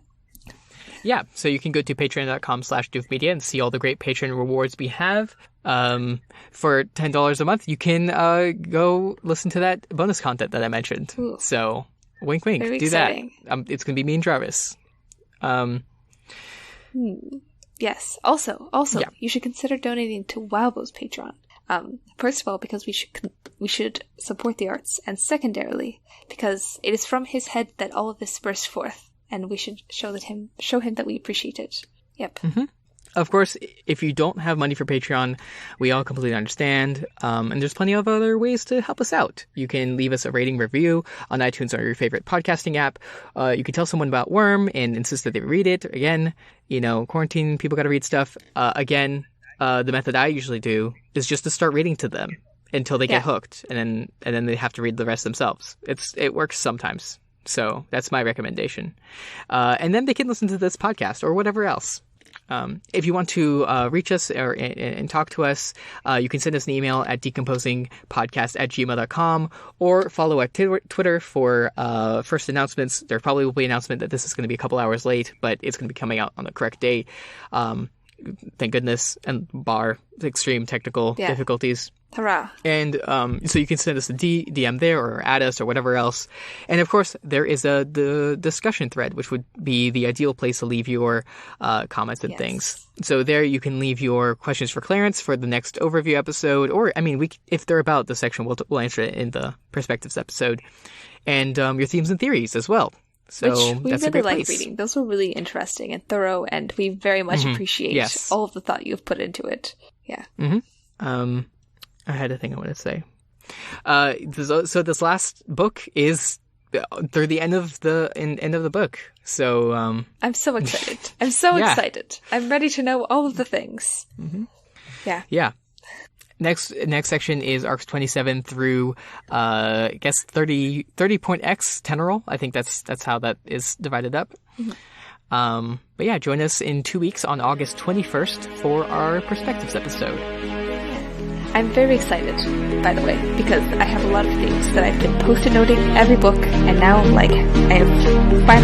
they're coming to the forefront.